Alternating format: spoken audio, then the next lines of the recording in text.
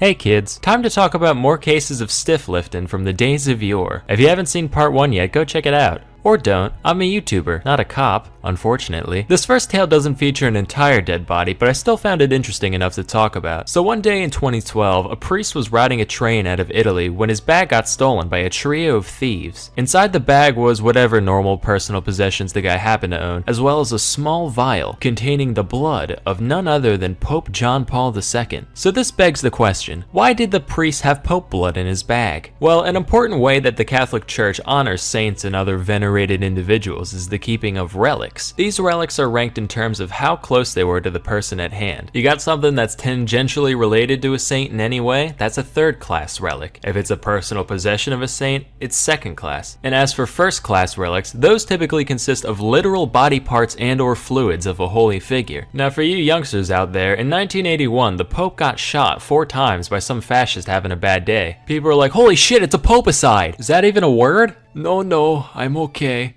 Oh. Say, who left all this first-class relic lying around? So to this day, there remain 3 objects containing the fine-aged poppy juice spilled that fateful afternoon. The vial was found a few hours later by police among the reeds and grass near the station, which basically means the thieves took one look at it and were like, blood? I already make this myself. Lame, and tossed it out without a second thought. Here's the thing though, that's not the only instance of old JP2 getting blood napped. In 2014, a similar relic was yoinked from the church of San Pietro della Ienca in Italy alongside a crucifix. The fact that these were the only items taken led to 2 prevailing theories. Some people thought that, since John Paul II wasn't technically a saint yet, the relic's value would go way up once the man was actually canonized, so the thieves decided to take it now and resell it later. The other theory was way more popular with the media. After all, what use does Pope blood have other than satanic rituals? This story naturally got a lot of press, and the whole world just kind of assumed that Lucifer himself was set to return any day now. Eventually, the thieves confessed, so authorities came to the rehab facility they were staying at. They returned the cross, but when questioned about the relic, they were like, wait, what? Pope blood? Satan?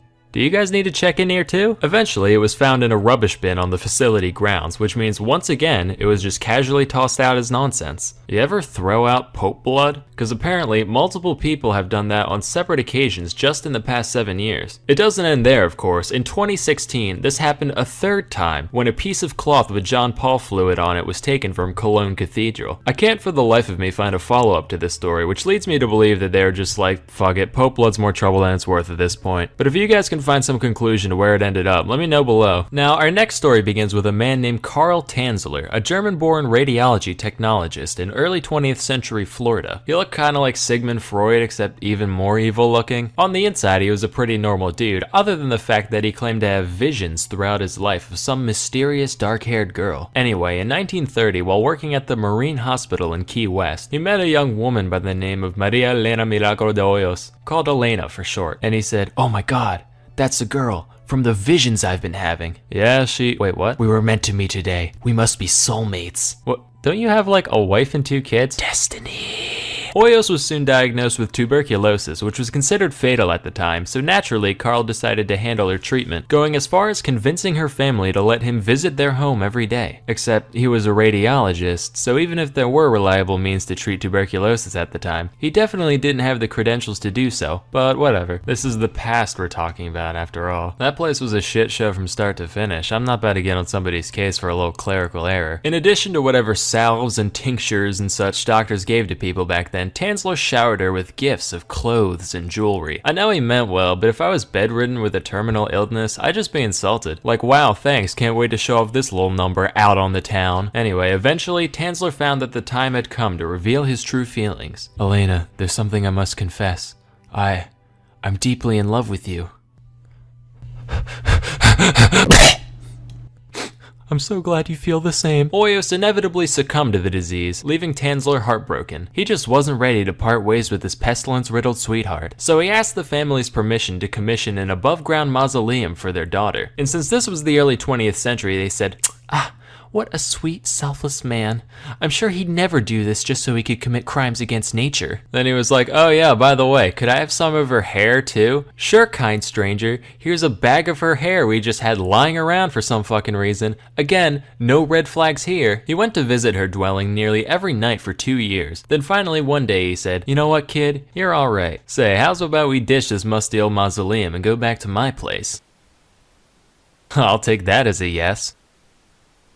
So he took her home in a little red toy wagon, which is ridiculous. It makes me picture him skipping around, whistling a merry tune. Hey neighbor! Now here's a riddle for all you intellectuals out there. What do a dead body and a used PT Cruiser have in common? Sure, they both taste terrible, and you never want to be seen in public with one. Most importantly though, they're a depreciating asset. But hey, that didn't stop old Gnarly Carly from sprucing her up any way he could. Wiring her bones back together with coat hangers, replacing her skin with wax and silk, making a wig out of that bag of hair from earlier, and soaking the body in massive amounts of perfume and disinfectants for obvious reasons. He claimed to have been instructed to do all this by Elena's spirit, which he would apparently talk to frequently. He also did, you know, that thing eccentric loners do with dead ladies in their house, but we won't talk about that. This went on for 7 years, 7 hot and humid Florida years, until 1940 when Elena's sister saw him dancing with some lady through the curtains. She's like, aw, how cute. I'm glad that old bag of lentils has finally found love. Walks in, comes to find out it's her fucking dead sister. So the cops come, but there isn't any conclusive evidence of any flirting and philandering with the body, so the only crime Carl could have been charged with was grave robbing. Except the statute of limitations was already up by the time he was found out,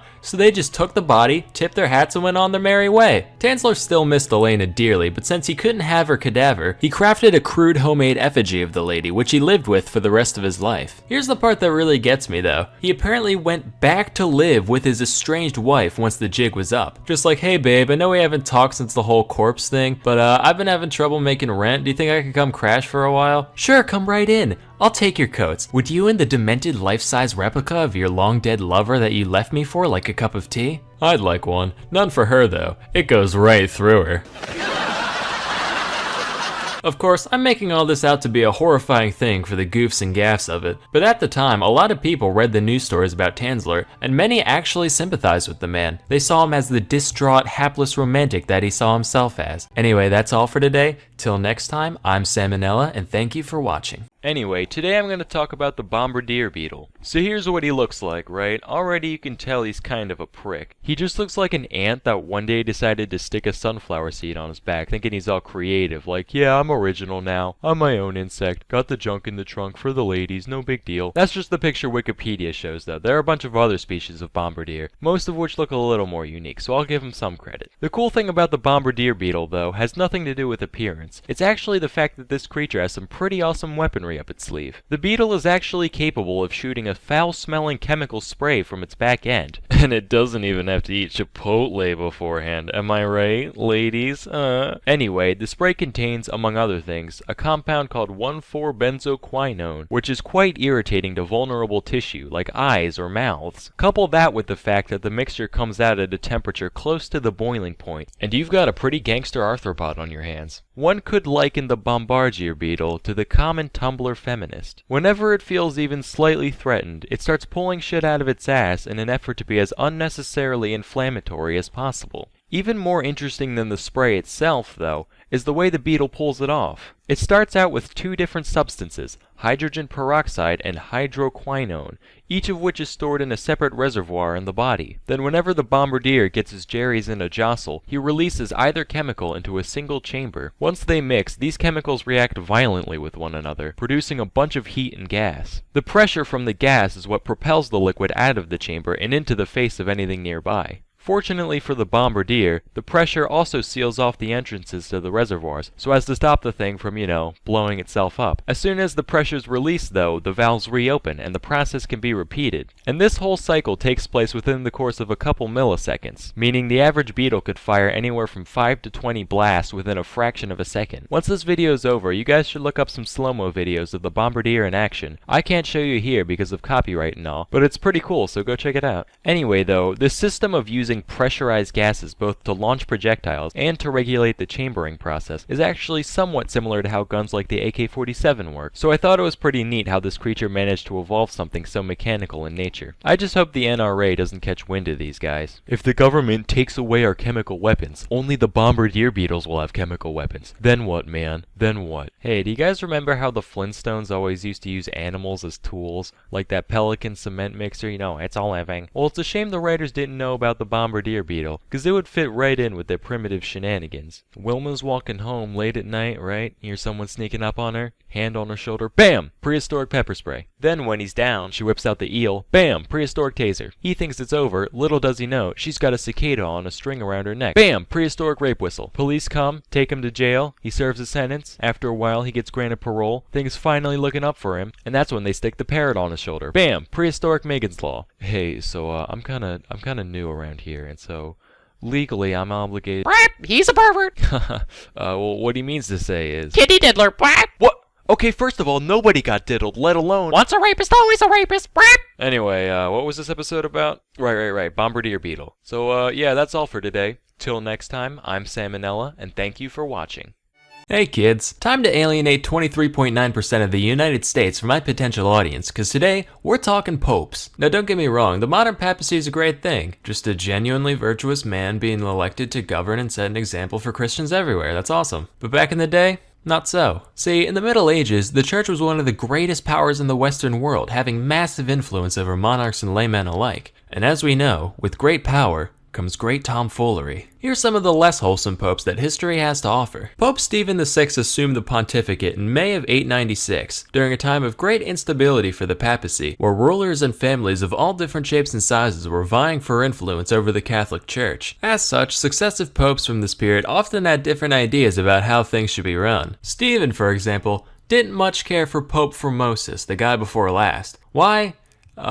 It's complicated. Even if I could wrap my head around all this, it'd probably be boring as hell, so just take it on good faith that Steve had a lot of beef with Formosus. So much beef, or as we call it, papal bull, that Stephen couldn't even be happy that the dude was already dead. So he had the 8-month-old corpse of Formosus dug up, dressed up in pope clothes, sat down on a throne, and literally put on trial, with a deacon appointed to give all his responses for him. So you thought you could get away from the law with that little dying stunt of yours? Well, tell me, Mr. Thrombosis, did you violate canon law, commit perjury, and pretend to be a bishop when you weren't? Yes, pasta fazool, I am a fool. I've heard all I need to hear. This court finds you guilty, and everything you did as pope, we legally declare to be fake and dumb and stupid and dumb. Now throw him in the river. What? The river? Can he do that? See the hat? That means I'm Pope. P-O-O-P Pope. You better 3-point that bitch into the briny deep right quick, or I'm gonna raise hell.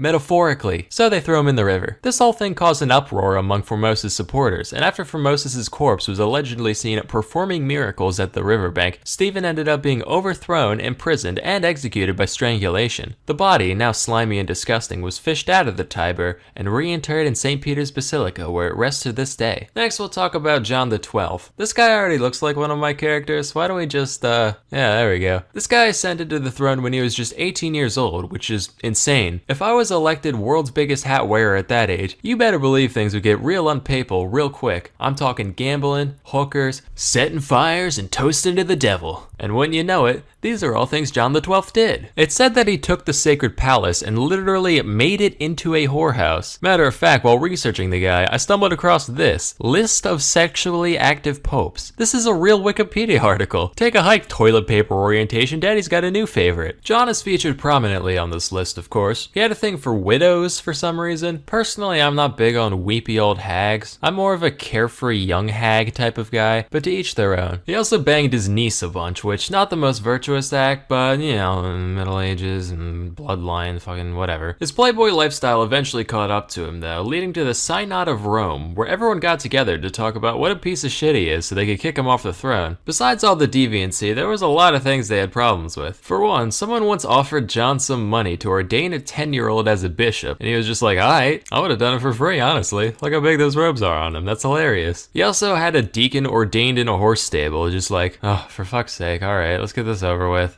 Shouldn't we be doing this in like A church? Listen, bucko, if it's good enough for Jesus to be born in, it's good enough for you to have your little cardinal party. No, sir, not cardinal, he's just a deacon. Not if you keep running your mouth, you aren't. He also liked going on hunting trips now and then, generally considered to be something popes don't do. Although my suspicion is that they were just tired of cleaning his big stupid camo hat every time. Probably his worst act, though, was putting on a helmet, followed closely in second by the time one of his subdeacons got on his nerves, so he literally cut off his dick and murdered him. So between all this and some conflicts with Otto I of the Holy Roman Empire, John was uncanonically ousted in 963. Except as soon as Otto left Rome, nobody was there to pressure him off physically anymore, so John was like, lol, just kidding, rounded up all his groupies, kicked the new pope off the throne, and continued his role like nothing happened by early 964. But just a few months later, fate caught up with John, and he died the way he lived.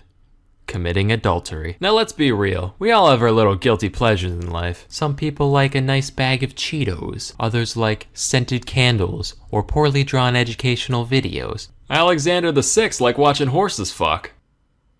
According to Vatican chronicler Johann Burckhardt, he would specifically arrange for his stallions to be introduced to mares in heat outside his palace, and he'd stand up on his balcony to watch them violently mate, which just tickled him pink for some fucking reason, and he'd laugh uproariously during the entire spectacle. He also once threw a party in the palace called the Banquet of Chestnuts, also referred to as the Joust of Whores. Wait a minute, horse jousting, horses banging. Was dyslexia a thing back then? Nah, but during the banquet, Alexander had 50 of Rome's finest raggedy harlots line up and strip down for him and his guests, which, by the way, included 2 of his children, which, by the way, he had many children, but at this point hardly a concern. Guests began throwing chestnuts at the ladies, who got down on their hands and knees and scrambled frantically, like the cook at Denny's when I held him at gunpoint, trying to collect as many as they could. After this went on for a while, Alexander was like, alright kiddos, game time. Whoever can bang the most broads before the night's over wins Rome's finest silks, and the only condition is that anybody who makes a joke about nutting on someone's chest gets disqualified.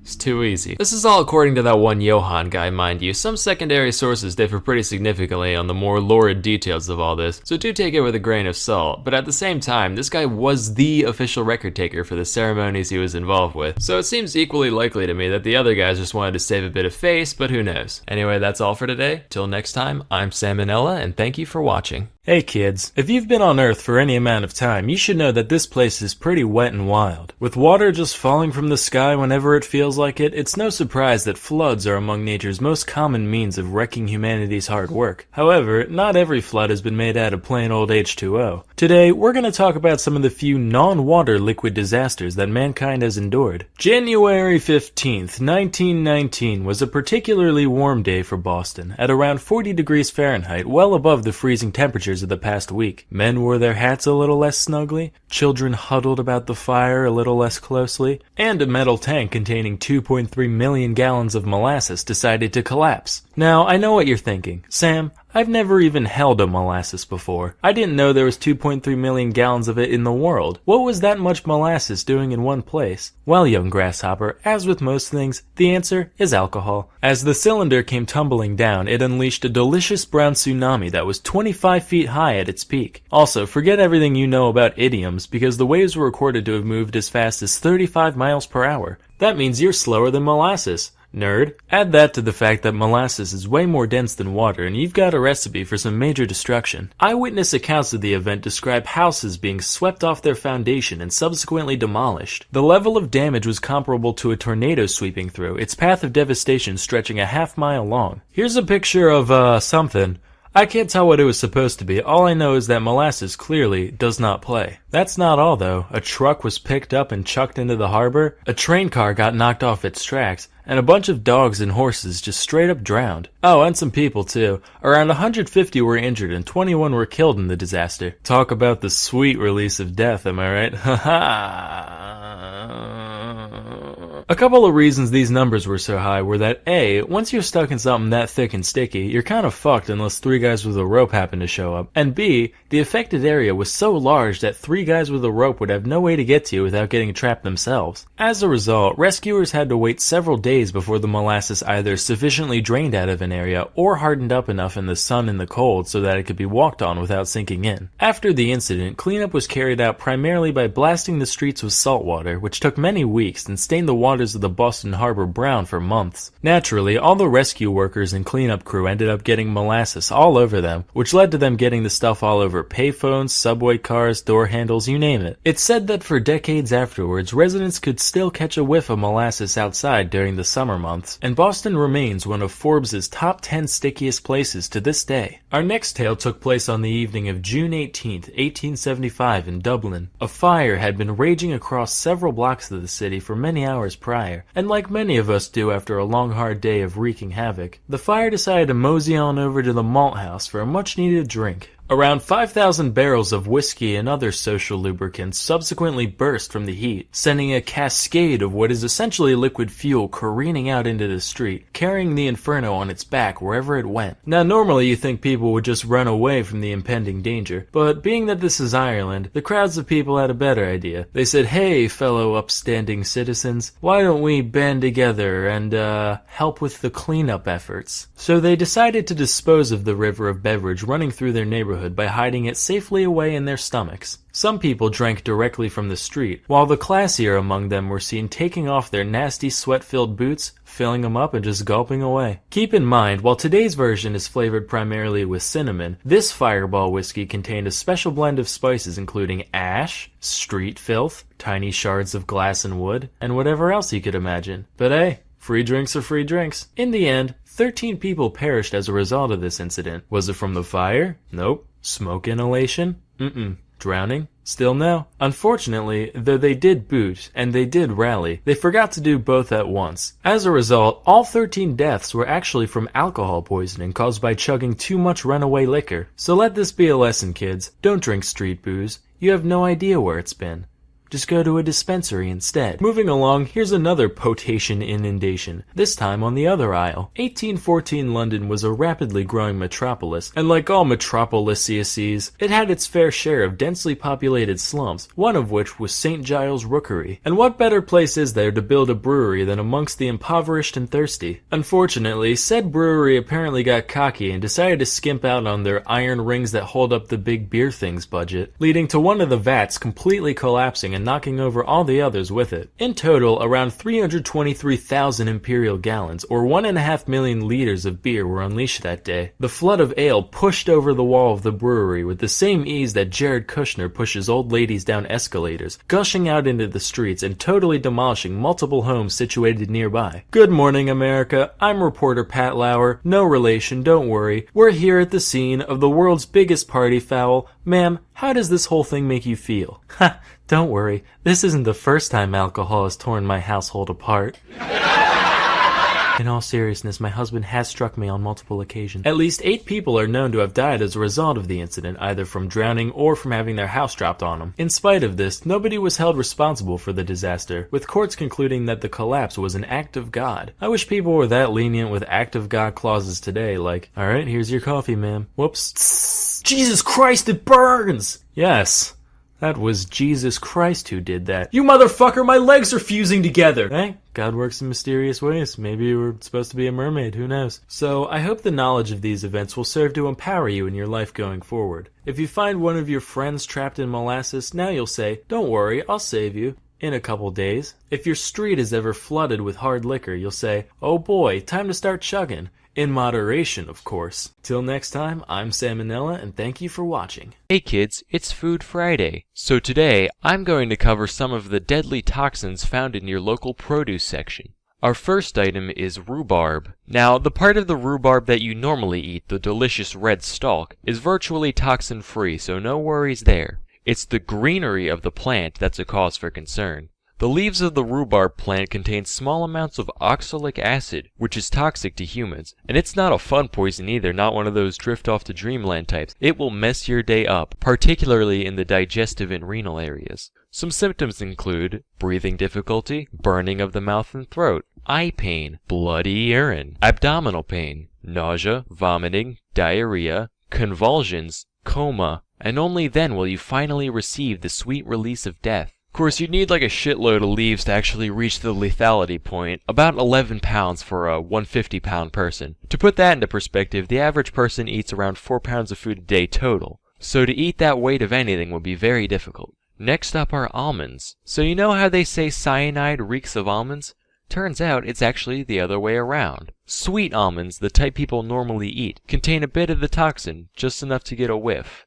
After eating about a pound of them, you may experience some of the more mild symptoms which, while they're not exactly fun, aren't quite as bad as oxalic acid. In order for the poison to actually be deadly, you would have to eat around 4 pounds of almonds in the course of a couple hours. Considering that's the total food intake daily for an average person, and that you would be vomiting, cramping, and hyperventilating the whole time, it'd be hard to pull off. Next are apple seeds. Most of you are probably familiar with this one. Apple seeds contain cyanogenic glycosides, which are materials that produce cyanide once they enter the digestive system.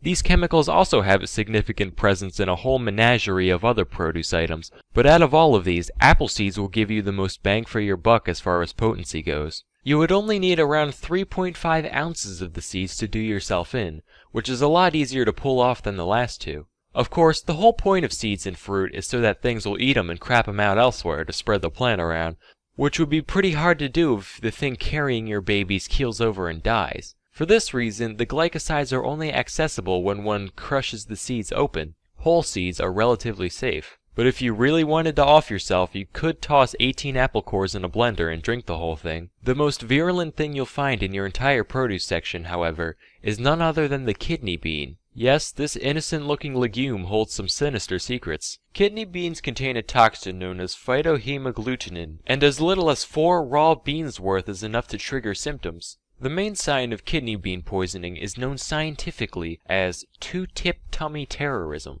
Boiling the beans deactivates the toxin, which is why we can eat them normally. But heating the beans below the boiling point, as in a slow cooker, actually increases the toxin's potency, to the point where a single heated bean is enough to get you blasting out of both ends. I couldn't actually find any reports on deaths caused by the toxin, probably because everyone who ingests it ends up propelling it away from them at high velocities a few hours later. But it'll certainly make you want to die at least. There are a bunch of other minor sources of poison present in your produce section, of course. I just decided to highlight a few.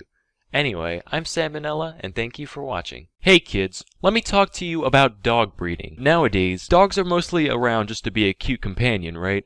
So breeding has gone from functionality to cuteness. And that's fine, as long as it stays within the bounds of nature. But that's not enough for today's breeder. So, how do you make a dog cuter? Apparently, by giving it disgusting genetic deformities. And chances are, you, the listener, agree with that. You just don't know you do. Let me show you what I mean. See this? This is a relatively normal dog. Notice the snout, the eyes, the shape of the head. Not too far gone from the wolves that today's dogs come from. Now let me take you through some other breeds. First is the Bull Terrier. 100 years ago, still looked pretty normal, right? Now here's today's version. Jesus! Who needs snouts, right? Let's just give it a long, continuous, boomerang-shaped head with 2 tiny holes at the end. Seriously, it looks like Toucan Sam is trying to fit inside a dog costume. And look at its eyes! They're permanently pointed up at the sky as if to say, God, why did you let me become this? Please kill me. Do you guys remember Spuds McKenzie, the old Bud Light mascot? Well, I just realized why they chose a Bull Terrier of all dogs. It's because he looked like his mom drank nothing but Bud Light for her entire pregnancy. Next up is the Pug. I'll probably get some hate for this one, but I don't care. They've been bred specifically to look like they've been smashed in the goddamn face with a frying pan. And because of this, because of their fact that their skull is shaped like a fucking tuna can, they can barely breathe their whole lives. Ever been around a pug? Constantly, no matter the temperature or the weather, they sit there going, gah, gah, gah, gah. And people think this shit is cute. If my baby came out with a flat nose, hair lip, cylindrical head, and no neck going, gah, gah, gah, I'd be like, Jesus fuck, put it back in. It's clearly not done yet. Next is the Dachshund. Now there is no excuse for this one. The head's fine, right? But the body, good God. It's got a torso shaped like a goddamn doorstop with those pointless legs just kind of stapled on. Now it's been a little while since I reminded you what a normal dog looks like, so here. Now let me go into Photoshop real quick and do all the changes necessary to make this dog look like a dachshund. Look at that.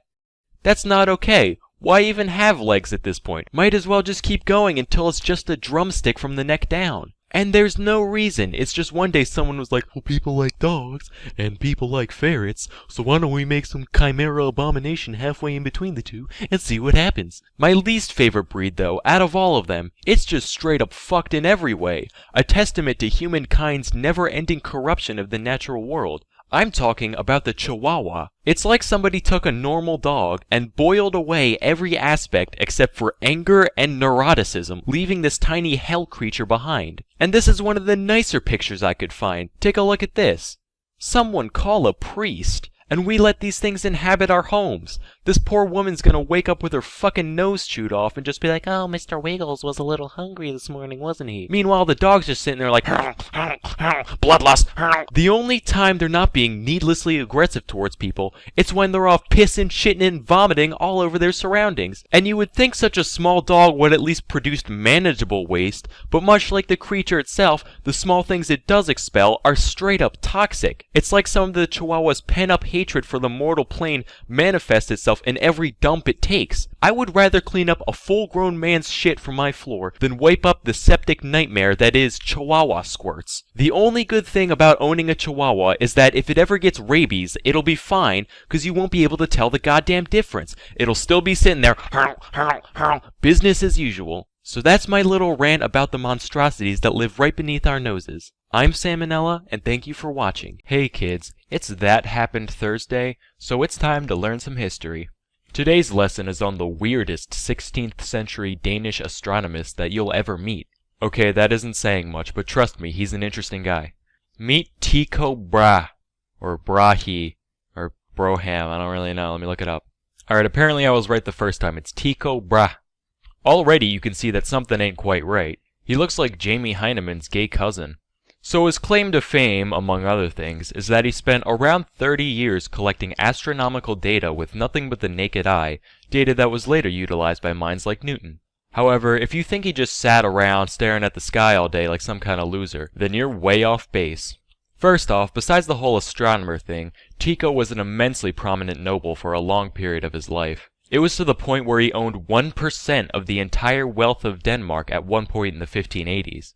Today, people like Bernie always talk about the 1%! Bitch, I am the 1%. Oh dear, I am somehow even more bold. Honestly, imagine a single scientist having that much money today. If you gave that kind of cash to Stephen Hawking, he would probably turn into Skynet. Beyond being a stargazing fat cat, though, Tycho is also just a straight-up lunatic. Here's a story. So he got into a little scrap in his college years, right? That ended up in a sword duel where he lost part of the tip of his nose. You'd think he would have learned his lesson. But later on in his life, he somehow got himself into another sword duel, this time in the dark, and he lost the rest of his nose. Maybe that's where all the money came from, honestly. Just put out a bunch of nose insurance beforehand. Oh, it's already broken, I don't need the rest. Get myself into another fight. So finally he got himself fitted with a new brass prosthetic nose, which he wore for the rest of his life. But that's just the tip of the crazy iceberg. Tycho, being fabulously well endowed, financially, get your mind out the gutter, one day decided to hire a dwarf for his court. Just to, do dwarf things, I guess. The guy's name was Jep, and Tycho was in full belief that he could also tell the future. Hold on, I'm getting a vision. I see you giving more money to a little person. Oh wow, must have been happening. Ha ha, silly Jep. Damn. Seriously though, imagine one of today's astronomers pulling something like this. So, Mr. deGrasse Tyson, what discoveries have you made today? I've discovered something about myself, Steve. Go on. I want to own a dwarf. I want to call him Jeb and have him do dances for me and, be my footstool if I asked him nicely. What the fuck, Neil? Also, he should be psychic. What truly takes the cake, though, is Tycho's pet elk. Yep, this walrus owned a caribou. Can't make that shit up. So one day, the next noble over wanted to borrow the elk to entertain guests at a party, right? So Tycho sends the beast over to the other guy's manor. At the party, the elk gets pissed drunk, climbs up a staircase, falls down it, and dies. And dies. Knowing Tycho, he was probably just like, well, no more moose, I'll buy another one, life goes on. So that's the story of Tycho Brahe. Remember kids, eccentricity can get you far in life, but dwarf owning can get you even farther. Hey kids, it's That Happened Thursday. So today I'll discuss where different religious symbols come from. First up is Christianity. As most of you know, Jesus of Nazareth was crucified despite being supposedly sinless, so the cross is representative of his martyrdom. Personally, I always thought choosing the cross of all things to signify the whole religion was at least a little silly. Right, my prophet? He was a great dude, spread peace and love all along the land, performed many bountiful miracles, and then right at the end, he fell face first into a fucking bear trap and died. So that's our symbol, whole religion bear trap. Peace, love, compassion, and bear trap. Next up is the Jewish Star of David. It's been used now and then since the 11th century, but it only really got popular around the 1800s. There's no real special meaning behind it. They really just took a random symbol that was kind of around called the hexagram and made it their own. Bro, check out my new religious symbol. I'm pretty sure you didn't come up with that. Pretty sure that's a thing elementary schoolers do in their notebook when they're bored. Nah man, not once it gets popular. Then everybody will think of my religion when they see it. Whatever floats your boat. Jimmy, what is this in your notebook? Oh, it's just a little doodle. Jimmy, listen to me.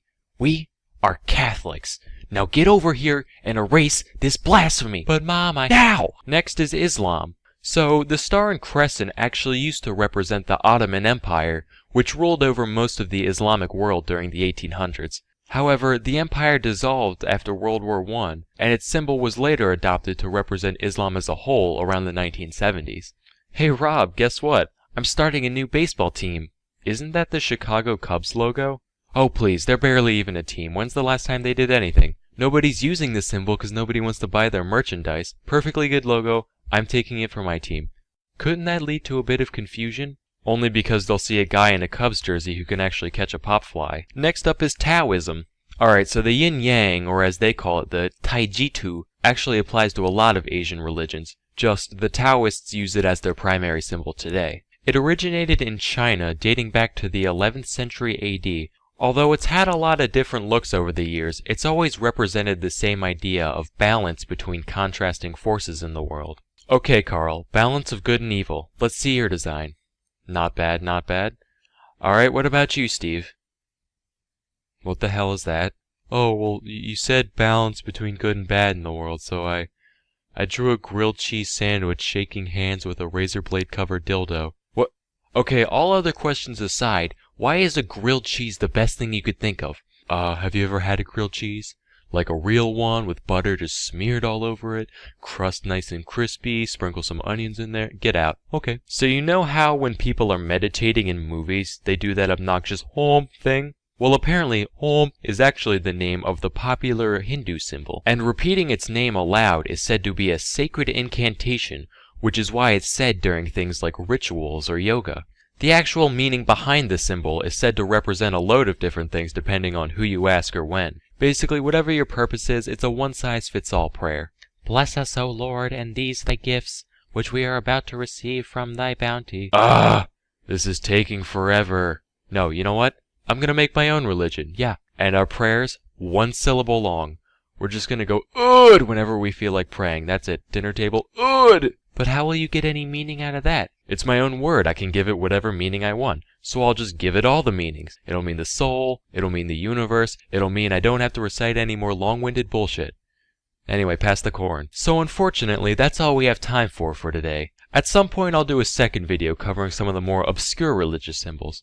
But until tomorrow, I'm Sam and Nella, and thank you for watching. Hey kids, you've probably seen this scene in TV or movies at some point. A couple of people end up stranded on a desert island, totally isolated from all civilization. It seems like there's no hope for survival, but then one of them looks 3 feet to the left and, oh my god, it's a tree full of fully grown, plump, delicious, smiling, golden-skinned bananas. Amazing. We're saved for the time being. Hey, don't eat those.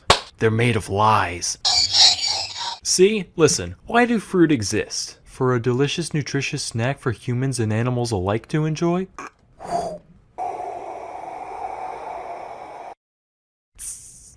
You know, you didn't have to go throwing him into the sun like that. You're next, Susan!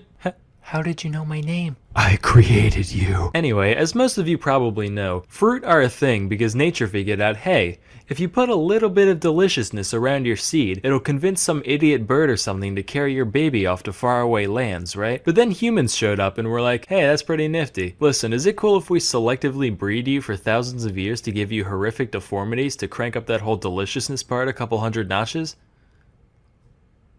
Alright, cool. Let's take a look at bananas, specifically the Cavendish variety that we all know and love. On the inside, we got like 2% seeds, 93% delectable banana meat, and 5% that brown part at the bottom that your mom says is perfectly fine to eat but you still don't trust. Great for a snack. Terrible for reproducing efficiently. Meanwhile, check out the thing on the right here. That's Musa acuminata, one of the suspected ancestors of today's nanners. Much smaller and jam-packed with seeds, with just enough flesh in there to make it worth some smelly primate's time to crack open a yellow one with the boys. Here's another wild type banana, Musa balbesiana. Less sweet, way starchier, harder to get into, hella seeds, same shit different day really. But hey, if you stick that boy in the ground, you've got an okay chance of making a new banana tree. You bury a modern banana, all you're gonna end up with is a dirty banana. And not that one club in Miami, I mean an actual dirty banana. That's because, like a lot of cultivated fruit, culinary bananas are so inbred and malformed that they can't produce offspring even if they wanted to. So, word of advice for you men out there, if ever a lady points out how poorly endowed you are, just show her this JPEG. She'll say, wow, I didn't realize it was so potent and fertile. You really opened my eyes, thank you. Bananas aren't the only piece of produce to follow this pattern though, not by a long shot. For example, take the watermelon. According to Monsanto, everybody's favorite corporation, the first evidence of human cultivation of the watermelon dates back to Egypt around 5,000 years ago. Back then, they were only 2 inches in diameter, around the size of a tennis ball. The flesh was supposedly tough and bitter, much like that of a tennis ball. Of course, just as the growth of a delicious green baby takes time, so too did the evolution of the modern watermelon. In fact, even as late as the mid-1600s, watermelons looked way different from what we have today, as shown by this painting by Giovanni Stanchi. Notice the thicker rind, the larger seeds, and the weird segmentation on the inside. Definitely a cooler still life subject, but ultimately inferior as a summertime snack. How about vegetables? Tell me, do you enjoy cabbage, Brussels sprouts, kale, collard greens, broccoli, or cauliflower? I mean, I guess I like broccoli and cauliflower. The rest are kind of gross though. Wrong!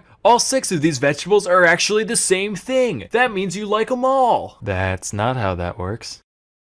I'll be good. Anyway, these veggies are all just cultivars of the same species, Brassica oleracea, otherwise known as wild cabbage. Every part of the plant is edible to some extent, but there's not much of it to go around. So a bunch of different people throughout history said, alright, what if we just take one specific part of the plant and go fucking insane with it? And that's what they did. Those who bred for giant leaves got kale, going for huge dense flower buds gets you broccoli, juicy engorged lateral leaf buds equal Brussels sprouts, etc. Speaking of segues, let's check out eggplants. The OG eggplant was first domesticated in India, where it can still be found in the wild today. It looks nothing like an eggplant though, they actually resemble little green berries the size of grapes. The only thing it seems to have in common with the classic purple eggplant is how little both of them have in common with an egg. However, if we add the RGB percentage values of their color and merge their shapes, we do get what looks approximately like an egg, so I guess that solves that mystery. This whole transformation really is a testament to man's greatness though. That's like starting out with a frog and selectively breeding them until you end up with Grimace from McDonald's lore. Speaking of which, did you know Grimace used to be evil and have 4 arms? This is a real thing. I'd like to think that when they lopped off his extra limbs, all his evil energy went with him, and now there's just 2 plump purple cylinders scampering around the countryside waiting to pull unsuspecting kids under ball pits, never to be seen again. That's just my McDonald's headcanon though. Anyway, back to whatever we were talking about. Next is corn, or sorry, maize. I call it corn like a normal person. If it was supposed to be called maize, these would be called mazes. Obviously, that's like the perfect opportunity, but they're not, so put an etymological sock in it. Or stocking. Anyway, I was totally expecting old corn to look like those baby corns you find in Chinese food and literally nowhere else. Turns out those actually are just baby corns. One suspected ancestor of corn is known as teosinte, which looks like this. Gee whiz, Sam, that sure does look like garbage. Good eye, Billy. That's because it was garbage. Whereas modern corn has a kernel count in the hundreds, Teosinte only has 5 to 12, with each one being encased in a hard shell that's basically impossible to get into short of boiling it or chipping a tooth. The fact that people decided to domesticate it in the first place makes sense once you realize that most grains are basically the same thing. But honestly, that just makes me wish people figured out how to turn a piece of wheat into a big chunk of whatever to gnaw on. This whole thing disappointed me so much that I actually moved it to the top of my list of reasons not to visit the Mayans if I ever get a time machine. Nonetheless, as you can see, human endeavor can accomplish amazing things. And just as a few thousand years of selective breeding can turn this into this, a few hours of learning a week can turn you into, you know, a more talented and interesting version of you. Anyway, till next time, I'm Sam and Nella, and thank you for watching. Hey kids, I think we can all agree that there are few pastimes more grotesque than competitive eating. The concept of a bunch of guys pushing their anatomy to its limits just for sport leaves a bad taste in my mouth in more ways than one. But imagine if these men didn't adopt this habit just for fun. Imagine if some gross biological error forced them to eat like this for their entire life. Introducing Tarare.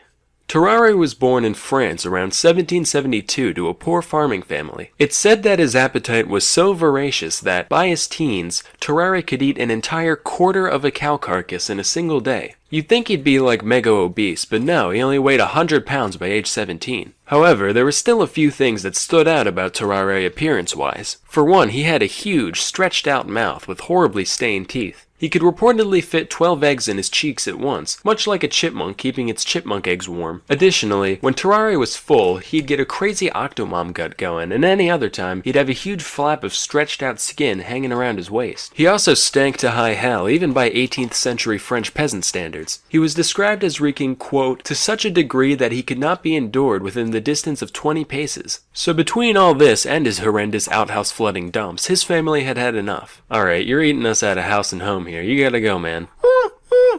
You heard me. Kick bricks, Froggy. Wow, he just called a French person a frog. That's so racist. No, it's not. They're all French. The guy just looks like a frog is all. Oh. Well, too late. I'm already offended. That's fair. Dislike. After leaving home, Tarare was forced to beg and steal just to satisfy his gargantuan appetite. Inevitably, people began to take notice of him, and eventually he landed a job as a street performer in Paris. People would hand Tarare entire baskets of apples, eggs, and even wine corks, and watch in delight as he horked them down without the slightest hesitation. Normally, this went off without a hitch, except for one time when he suffered a severe intestinal blockage. Fortunately, the crowd was kind enough to carry him to the hospital, where he was treated with the strongest laxatives the 18th century had to offer. I would draw what happened next, but it would probably get my channel deleted, so let's just picture it for a few moments. Moving on. Cut to the year 1792. This marks the beginning of the War of the First Coalition. Ever heard of it? Me neither. Who was in it? Fucking everyone. Anyway, Tarare decided to enlist in the war. After all, maybe that profound emptiness he was feeling was just a lack of purpose in life. Turns out, no, he really was just psychotically hungry. Even after being granted quadruple rations, Tarare would still be digging through the trash pile whenever he got the chance. After suffering extreme exhaustion, he was sent off to the military hospital in Souterrain. The staff there was so dumbfounded by the man's abilities that they decided to keep him there to run a few experiments. The first of which involved putting Tarare in a room with a meal prepared for 15 people. Naturally, he ate the entire thing and immediately fell asleep. Next, they presented him with a raw eel. In response, Tarare crushed the eel's skull between his teeth before slurping down the entire creature in one go. Now, this is hair-clenchingly horrifying for a couple of reasons. Firstly, he put a whole frickin' eel in his stomach, but secondly, there had to be some point during digestion where the meat was gone but the bones still remained. Now, for those of you who don't know, an eel skeleton looks like this. That means Tarare had all of those needle-sized ribs stabbing into the walls of his stomach at once, and he was fine. He also ripped a live cat apart with his bare hands, drank its blood, and ate everything but its bones, and then later gagged up the fur and skin like an owl, but, you know, that's neither here nor there. After reviewing our data, I've come to the scientific conclusion that, yeah, we got a goddamn demon on our hands. But as we all know, with great devour comes great responsibility. Since Tarare was still technically enlisted, the military decided to utilize his abilities for the greater good. Hey Tarare, it's me, the General. Listen, could you eat this box with a note in it for me? If you do it, we'll give you a wheelbarrow full of bull organs. Lo and behold, 2 days later, he passed the container in mint condition and was given his reward as promised. With this proof of concept, they made him an official spy and sent him into Prussia with a document in his belly, to be delivered to an imprisoned French colonel. Unfortunately, there are a couple things Terrare couldn't do that are generally important when sneaking into another country. A, he couldn't speak German, and B, it's pretty hard to maintain a low profile when you're running around like a madman wolfing down garbage and mutilating small animals. So he ended up being captured by the enemy. Initially, he kept his mouth shut, for once, but after a whipping and a day in jail, Terrare gave in. After confessing that he did, in fact, have vital intelligence snaking its way through his GI tract, the Prussians chained him to a latrine until the box emerged 30 hours later. The note wasn't actually anything important, so they just mock executed him, gave him a severe beating, and sent him on his way. After all that, Terrare returned to life at the hospital, desperate for a cure for his condition, but nothing they ever tried worked. Meanwhile, the man's endless hunger continued to get him into all sorts of trouble. He'd often sneak out of the hospital to eat the scraps behind the local butcher and fight stray dogs in the alley for their precious garbage. He'd also seek out patients undergoing bloodletting in order to take all their life juice for himself. On several occasions, he was even caught attempting to eat bodies in the mortuary. By this point in my research, I was so desensitized to this guy that I didn't even bat an eye when I first read that. I was just like, alright, guess he must have been hungry. Anyway, the hospital staff begrudgingly tolerated Terrare's buffoonery, until one day when he went too far. Well, Terrare, you've only had 3 mess hall raids, 4 miscellaneous trash-related mishaps, and 1 cadaver defiling, so I'd say, so far, this week's been pretty good. Doctor, we should probably inform you that a 14-month-old child has gone missing from their room. Terrare, look at me. Did you eat a fucking baby? Terrare was promptly kicked out of the hospital and spent 4 years out and about doing, whatever horrific shit you can imagine. When he came back, he was suffering from advanced tuberculosis and died shortly after arrival. During his autopsy, the surgeons found that, when they looked into his mouth, they could see all the way down his throat and into his stomach cavity. As you can imagine, his whole abdominal region was profoundly deformed. Basically, if this is a normal human, this is what they found inside Terrare. Just like the man's mind, we can see that around 90% is devoted towards food and 10% towards everything else. So, moral of the story here is that, no, you know what, not even I can find anything resembling a moral here. Not all stories have a point to them. Sometimes they're just sad and disgusting from beginning to end. Hey kids, whether you're a precocious young lad down by the swimming hole or a grizzled crime scene investigator, everybody's got some interest in dead bodies. Yes, from Weekend at Bernie's to Weekend at Bernie's 2 to Weekend at Bernie's 3 Revelations, stories about wayward corpses have certainly carved their niche in today's media. So, I thought I'd spin a few yarns about some real-life people who were kept out far past their expiration date. Our first tale follows one Elmer McCurdy. He was an outlaw during the twilight days of the Wild West. Thanks to his former life as a miner, McCurdy acted as the demolitions expert to his little posse, using nitroglycerin basically any time he had the faintest excuse to do so, except he was kind of a moron, so it didn't usually go quite as planned. Gotta say, after peanut butter and chocolate, my favorite combination of two things is probably gross incompetence and high explosives. Example, in March of 1911, McCurdy's band of rabble-rousers found out that $4,000 were in a safe in an approaching train. They managed to stop the entire locomotive, I don't even know how you do that, break in, hold everyone on board hostage, and locate the safe. McCurdy steps up to plate, right? Gotta blast the thing open, except I guess the excitement kinda got to him, because he ended up using like way too much nitroglycerin, like inordinate amounts, ended up completely destroying the safe and its contents, and what few silver coins they made out with were literally melted to the frame of the safe and had to be peeled off. Anyway, he died in a shootout with police later that year, and the undertaker at the funeral home he was sent to couldn't find any next of kin on account of McCurdy being a rambling low-life varmint. So he just embalmed the hell out of him and said, "Hey boys and girls, want to see a dead criminal? Only one shiny nickel." And since LiveLeak wasn't around at the time, there weren't many places a kid could go to stare at a corpse for a while if he or she so desired. So it actually became a pretty popular attraction. Visitors would pay their dues by physically slipping the coin into the man's mouth, and the creepy ass undertaker would come fish him out later, probably with bare hands all slowly and sensual-like. A few years passed when a couple of guys showed up claiming to be McCurdy's brothers with a note from the local sheriff to back it up. They told the undertaker they had permission to go bury McCurdy, so he reluctantly relinquished the body to the men. Except, these guys weren't his brothers. They were just a couple of crusty freaking carnies. They shipped the body off to Kansas to become an attraction in the traveling show. From here, McCurdy traded hands a few more times. At one point, he was exploited for this one guy's film about narcotics. It was like, yeah, this pill-popping degenerate got shot while trying to rob a pharmacy for more dope the other day. The body was super old by then, so people were like, wait, why is he all desiccated and flaky and gross? He just goes, yep, that's what happens when you do drugs, kids. Your fucking skin falls off. stay above the influence. At some point in his journey, he ended up getting coated in wax and paint to look a little less rotty, before ending up in a warehouse in 1949. Here's the thing, he was in there alongside some actual wax figures, and after spending 19 years in storage, nobody knew he was a real corpse anymore, so he ended up getting sold in 1968 as a mannequin to one Spoony Singh, owner of the Hollywood Wax Museum. He tried to lend the guy out a couple times during his stay, but people found him too gross or unrealistic looking for whatever purposes they had in mind. So he ended up getting sold again and used as a prop of a hanged man at the Pike Amusement Zone in their Funhouse ride, with zero knowledge that he was an actual dead criminal. It wasn't until 1976, 65 years after his death, that an episode of The $6 Million Man was being filmed at the complex, and a stagehand tried to move the prop around only to have its arm break off in his hand. He was like, ugh, lousy stiff. Wait a minute, that's curious. This mannequin's got human flesh and bones inside of it. Wait a minute. Uh-oh.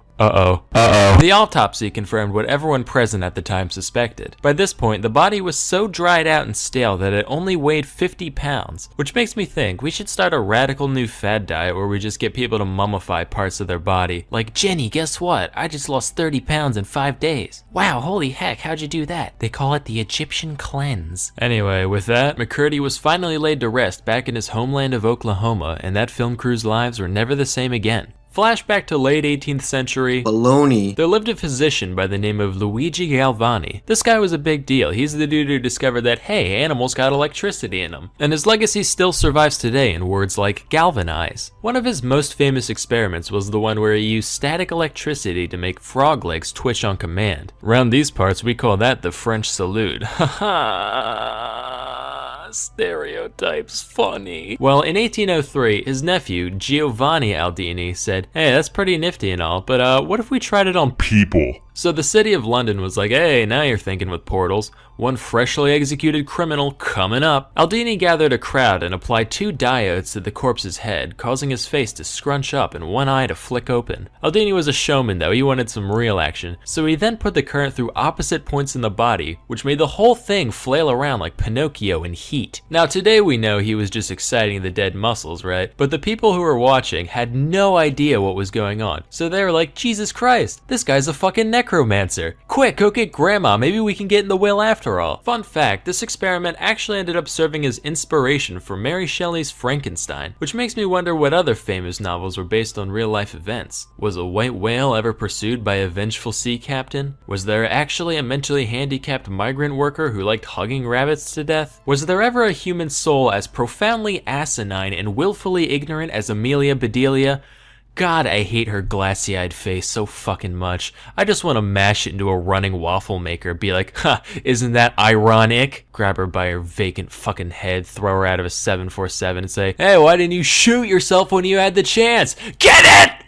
By the way, this video ended up being way too long, so stay tuned for part 2 in a week or two. Anyway, that's all for today. Till next time, I'm Sam and Nella, and thank you for watching.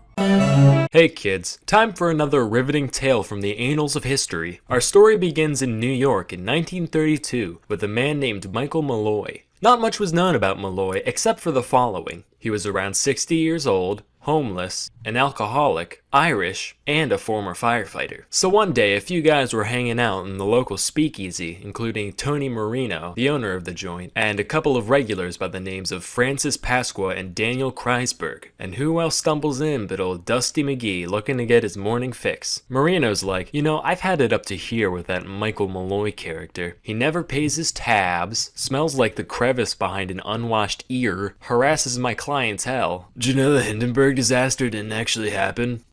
Yeah, it was an inside job by the government to make Big Zeppelin look bad. Personally, I'm glad. One less industry controlled by the fucking Krauts. The Hindenburg disaster doesn't happen for another 5 years, dumbass. Ah, bite me. And every day, he ends up like that. So Pasqua's like, yikes, seems like quite the dilemma on your hands. Lucky for you, I've come up with the perfect solution. Let me hear it. I say we deploy a ploy to destroy that unemployed Malloy. Shut up. Anyway, go on. I'll take out a life insurance policy on him. Then we let him drink as much as he wants. Obviously he's gonna kick it. I mean, look at him. No self-control. See that? He just drew from the stockpile while there's still moves to be made on the tableau. Oh, I like that joke. Then, once he's dead, we get all the money for ourselves. Win-win. The first part of the plan went through without a hitch. Pasqua took out not one, but 3 policies on Malloy's life, with Joseph Murphy, a bartender at Marino's, posing as Malloy's brother and being named as the sole beneficiary. In total, the group stood to gain $3,576, which is like 66 grand in today's money. With all that in place, they begin the second part of the plan. Hey, Malloy. Good to see you, man. Say, what happened to your arm? Yeah, the other day I got in a fight with a goose. Got bit pretty bad. Been leaking pus for about a week now. But hey, I got the breadcrumbs. Okay, well anyway, guess what? Your tab now has unlimited credit. Oh, cool. Well, what's that mean? It means you can drink as much as you want and we can't stop you. Bet. Naturally, he orders shot after shot and the gang happily complies. It gets to the point where Malloy's drinking way more than should be humanly possible. But instead of dropping dead or passing out, after a while he's just like, "Aight. See ya." Within 24 hours, he's back at it, giving his liver the equivalent of a Tyson uppercut and being no worse for wear. This went on for a few days before the boys were like, alright, we need to up the ante here, and decided to replace Malloy's typical shots with wood alcohol, otherwise known as methanol. Keep in mind, as little as 4% methanol by volume is enough to make a moonshiner go blind, and just 2 shots of the pure stuff should be able to kill a man. But Malloy slammed back just as much as he normally would, totally none the wiser, and was like, still see ya. Anyway, see ya. They tried again for a few more nights, he was fine. Soaked some expired oysters in wood alcohol and fed them to him, he was fine. They gave him a sandwich made from rotten sardines and carpet tacks. Motherfucker asks for another. They were like, alright, this man's got a lead belly, there's gotta be something else we can do. So one day after he passed out, they drove him half a mile to the park, tossed him out into the snow, took off his shirt, and soaked his head and chest in water. They drive away thinking they've finally done it, but when Marino clocked in at the speakeasy the next day, Malloy's already there, just hanging out, barely even sniffling. Finally they just said fuck it, ran the guy down with their buddy's cab, and backed over him again for good measure. For once, Malloy didn't show up the next day. The gang was cautiously optimistic. After all, there are 60-year-olds who bite the dust just from one wrong step in the shower, let alone the force of a half-ton of steel going 50 miles an hour. They called all the local hospitals and morgues in an attempt to find where he ended up, but they couldn't get any useful information from anyone. Lo and behold, 5 days later, the guy limps his way on in once again, with a mighty thirst and little memory of the incident. The gang debated just icing some other random drunkard, cause this one's the fucking juggernaut apparently. But they decided to try one more thing before calling it quits. After Malloy went through his usual blackout routine, they took him up to Murphy's room, stuck a gas line in his mouth, wrapped a towel around his face, and turned it on. Within an hour, Malloy finally stopped breathing. After countless attempts on his life, at long last, they were successful. However, as you might have realized, the final method of murder was a far cry from the simple elegance of the original plan, which is something they never really thought about until it was too late. Hey guys, what's poppin'? My brother, Michael Malloy, is dead. Can I have money now? Oh dear, I'm so sorry. What happened? What? Why did the man die? Pneumonia? I see. And when can we see the body exactly? So, after a quick medical examination, the men were convicted of first-degree murder and attempted fraud, and subsequently sentenced to death by electric chair. And while the executioner flipped the switch, Malloy's ghost sat in the corner, chowing down on some antifreeze and sardine soles, just laughing his ass off. Moral of the story, life is unpredictable. That's why we have insurance for it in the first place. If you ever commit fraud against life, just know that life's gonna commit a little fraud back. Till next time, I'm Sam and Nella, and thank you for watching. Hey kids, the human spirit is a very powerful thing. With the right temperament, it can allow us to survive things you wouldn't believe. However, some people are stronger than others. For example, I've never so much as broken a bone in my life. Haven't been hospitalized since that first time 20 years ago. So I'm like 90% certain if I'm ever forced to dance with death, my soul's pussying out to the great beyond first thing. On the other end of the spectrum, you got guys like Phineas Gage. Gage was a 25-year-old railroad worker in mid-19th century Vermont. He and his crew were busy gang blasting rock to prepare the roadbed for a newly planned route. This involves a big hole being drilled into the ground, filled with gunpowder, and packed down using a tamping iron. Well, being the gentleman and scholar that he is, Gage decides to lean forward and look directly into the hole, right? Now, the first rule of gun safety is to never look down the front of a gun. Everyone knows that. Gage basically just turned the earth into a gun and decided to put his head right in front of its gaping barrel, and wouldn't you know it, the powder goes off.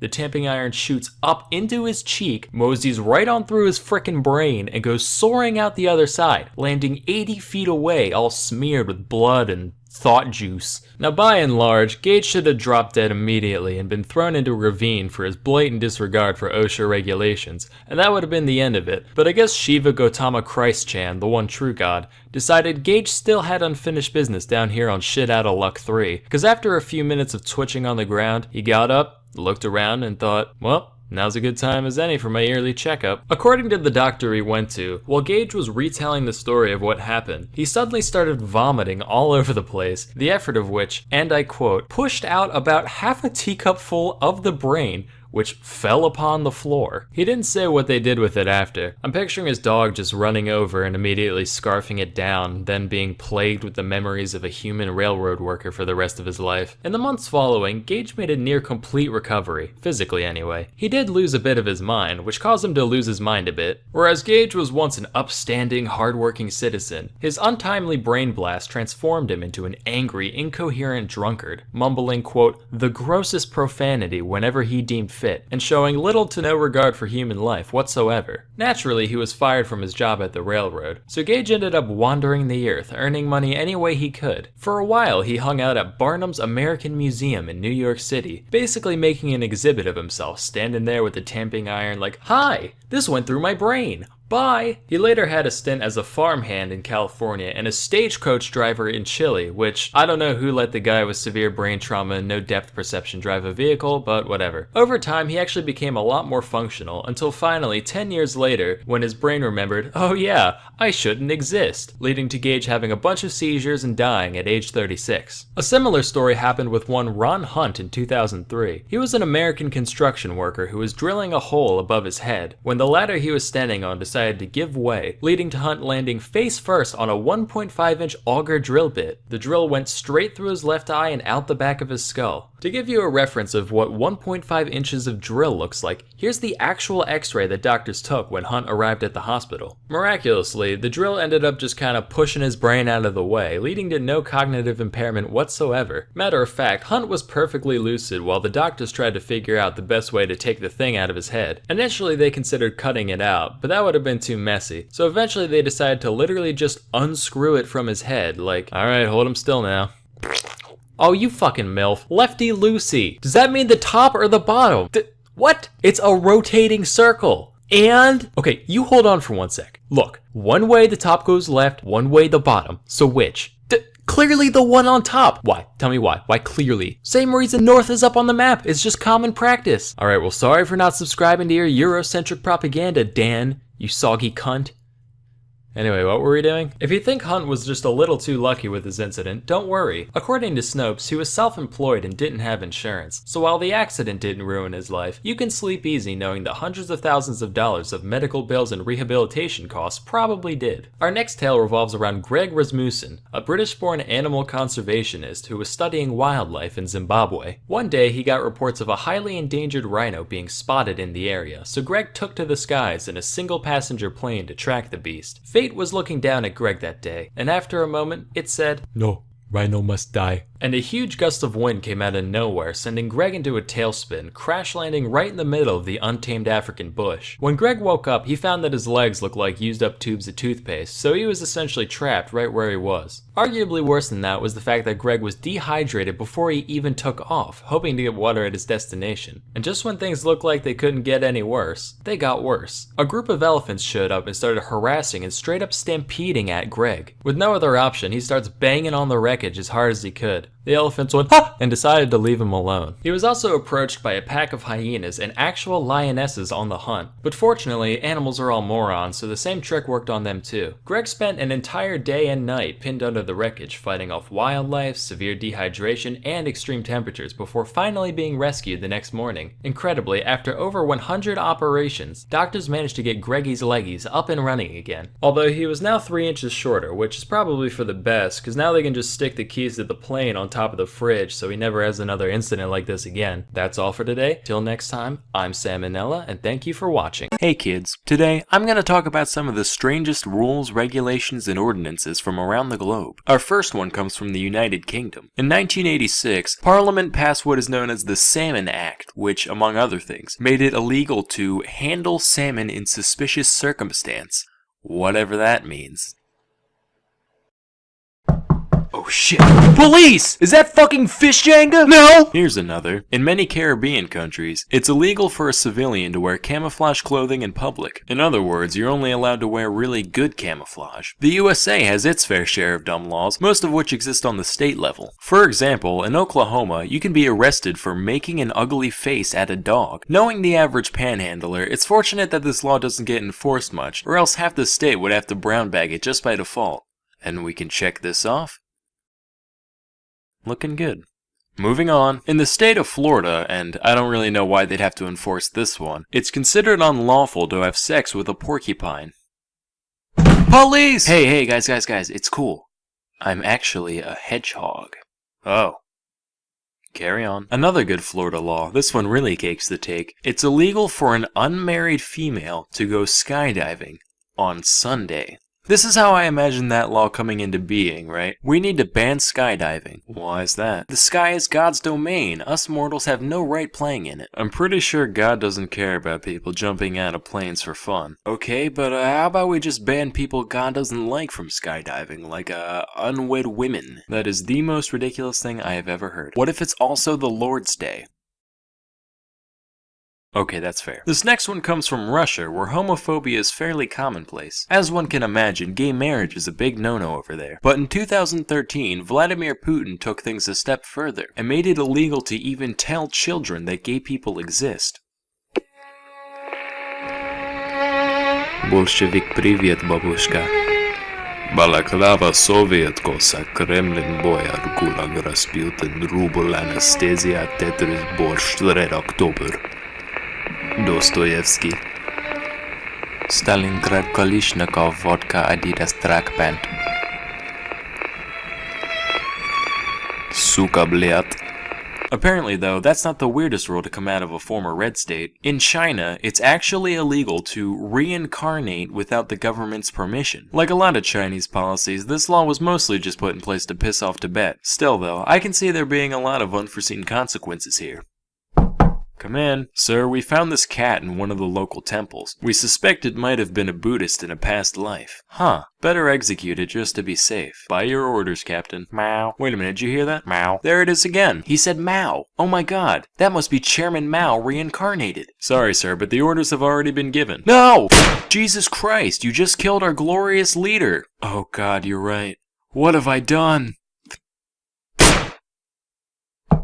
Come in. Sir, we found another cat. Meow. Holy shit, that was fast. Anyway, that's all for today. Till next time, I'm Sam and Nella, and thank you for watching. Kids, let's talk about Fidel Castro. We're all familiar with Castro, right? Dictator of Cuba for the whole second half of the 20th century, main antagonist of the Cuban Missile Crisis, you know. Anyway, this man loves three things. He loves Cuba, he loves communism, and good God, does the man love dairy. Yep, you heard me right. The all-powerful dictator of communist Cuba is obsessed with anything related to milk and its derivatives. I drew up a little chart here, right? I call it the Leche Lovin' Ladder. At the bottom you got dairy farmers, then you got Ross O'Donovan, then Mr. Bones, then starving babies, and then all the way up at the top here, you got Fidel Castro. Today, I'm going to share a few true stories that illustrate his preoccupation. Okay, the first one isn't really a story so much as a fact, but according to several sources, Castro was known to be able to eat 18 scoops of ice cream after a meal. That's more than 2 pints. If that doesn't impress you, then go try it for yourself. Me, I can barely manage a pint and a half on an empty stomach, and Castro's doing it on top of a full meal. But it gets better. Being such an ice cream connoisseur, Castro ordered the construction of an ice cream shop. But this isn't your average everyday parlor, not by a long shot. He built a straight up ice cream complex taking up an entire city block. This was a piece of modern architecture too, in total contrast to the surrounding slums, all for the sake of ice cream. The place is called Coppelia, and it's still open today. Of course, Castro's obsession went beyond just personal pleasure. Dairy was so dear to him that it often found its way into diplomatic interactions. Like one time, a French diplomat came to visit, so Castro whips out some Cuban cheese. Specifically though, it was camembert cheese, a variety that France is famous for. French guy was like, hey, not bad, it's almost as good as the French kind.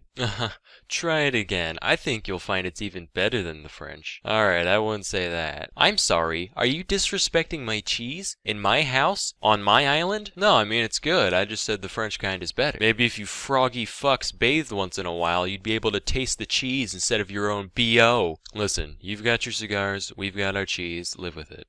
Fine.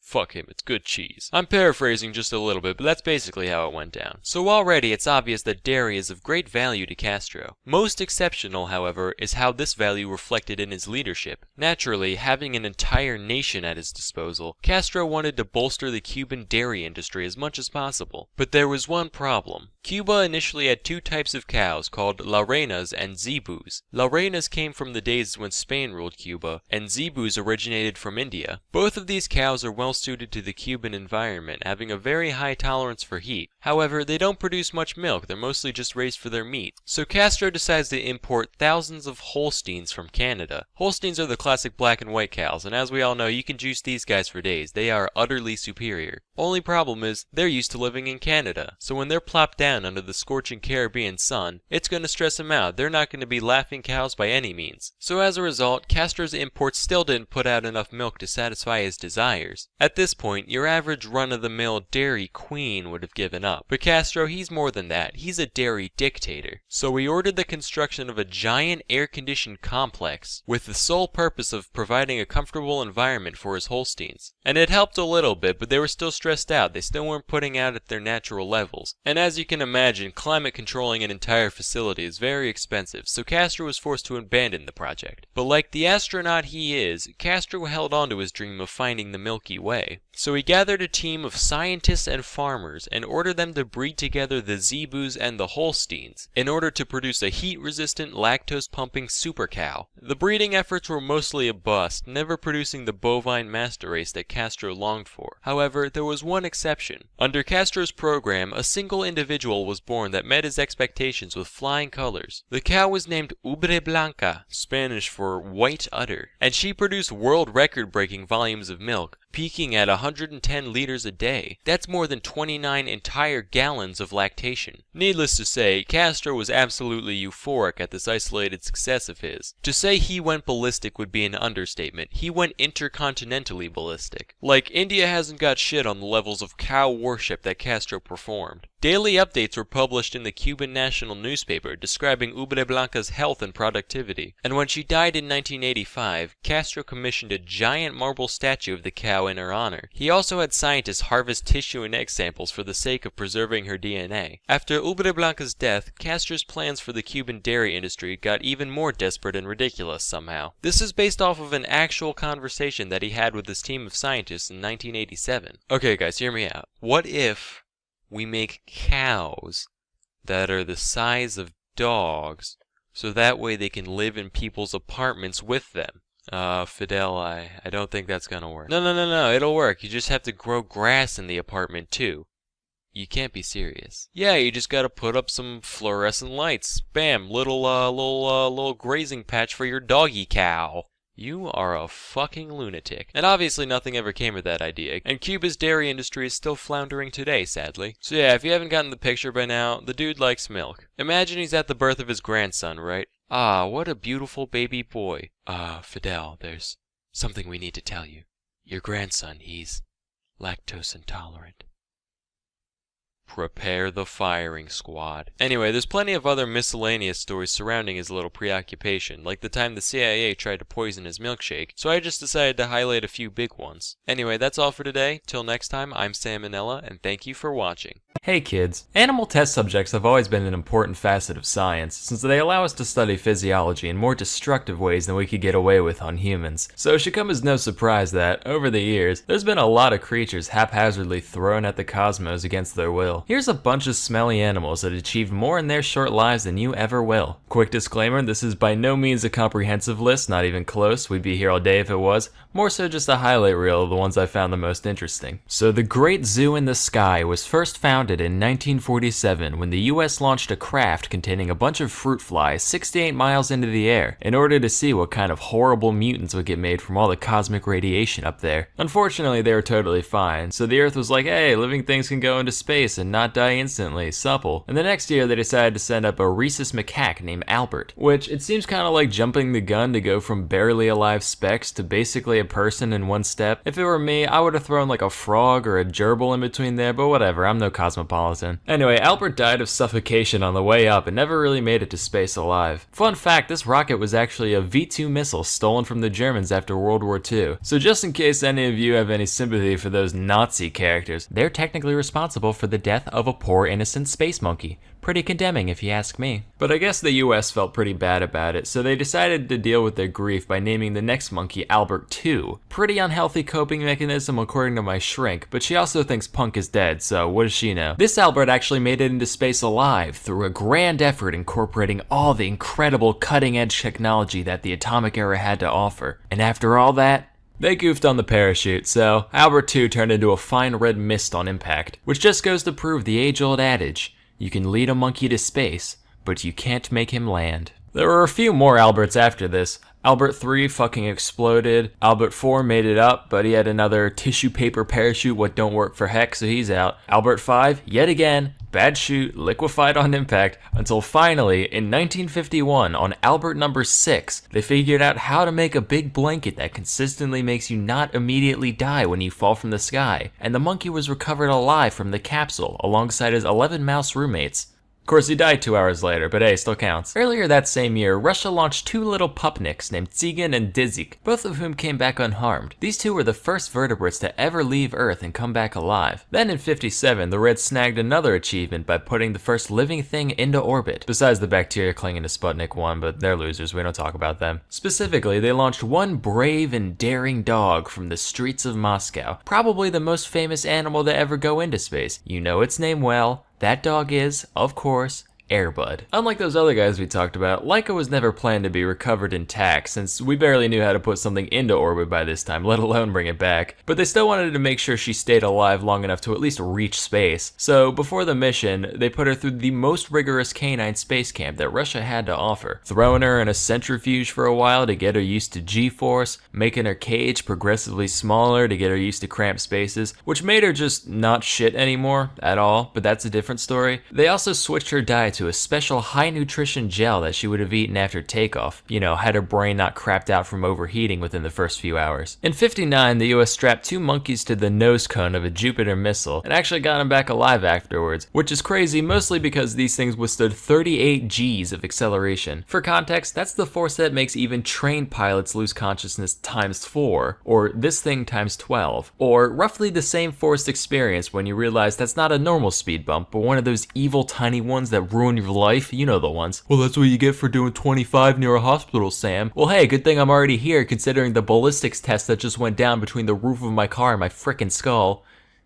Jesus. So in 61, we graduated from monkeys to great apes, sending up a chimpanzee named Ham. Remember Space Chimps? Yeah, it was that. Frame for frame, Andy Samberg and all. What's special about Ham is that he was actually trained to pull levers and slap buttons while up in the ship, being rewarded banana pellets for completing tasks and getting his feet tased whenever he messed up. Sounds like a cartoon, I know, but I promise it's for real. Meanwhile, the Soviets were busy putting a big, bald, smart ape into orbit, no big deal. France saw the US and Russia sending up monkeys and dogs and felt left out, so in 63, they launched a cat into space and were like, yeah, that's cool and unique. I'm one of the popular kids now. In 68, the Soviets Soviets saw the rabbit making rice cakes on the moon and said, how about a tortoise for that hare, launching 2 of them into deep space, all the way around the moon and back to Earth, where they were recovered alive after their capsule landed in the ocean. Kinda cheating when you are your own crash suit, but an impressive feat regardless. In 73, we put mummy chogs in space. What's a mummy chog? It's one of these things. Like a fish, but real rough and tumble. Tolerates low oxygen, weird pressure, high salinity, dishwasher safe, Energy Star rated, you name it, sister. At first they could only swim in circles, but after a couple weeks they actually adapted to zero G and figured out how to maneuver properly. Even more interesting, we also brought mummy chog eggs, and when these hatched, the little mummy choglets knew how to swim in zero G immediately. Kinda spooky, honestly. That same mission also sent up some spiders who managed to spin some webs. Trash webs, mind you, but hey, they managed. In 78, The Muppet Show aired Pigs in Space for the first time. In 85, we cut off the arms of a bunch of newts and sent them up to see if they grow back the same way. The reasoning behind this being, if a newt can't grow stuff back, then an astronaut with a paper cut probably can't either. Fortunately, they rearmed themselves at the normal rate, so all's good on that front. Around the same time, NASA actually had talks with Sesame Street about sending Big Bird up on the space shuttle as a publicity stunt. This is real. The plan ultimately fell through after they realized Big Bird is fucking giant and unwieldy at all times, literally the worst possible choice for a celebrity cameo on a space shuttle. So instead they sent a school teacher in his place. And then the Challenger fucking exploded. Let me reiterate.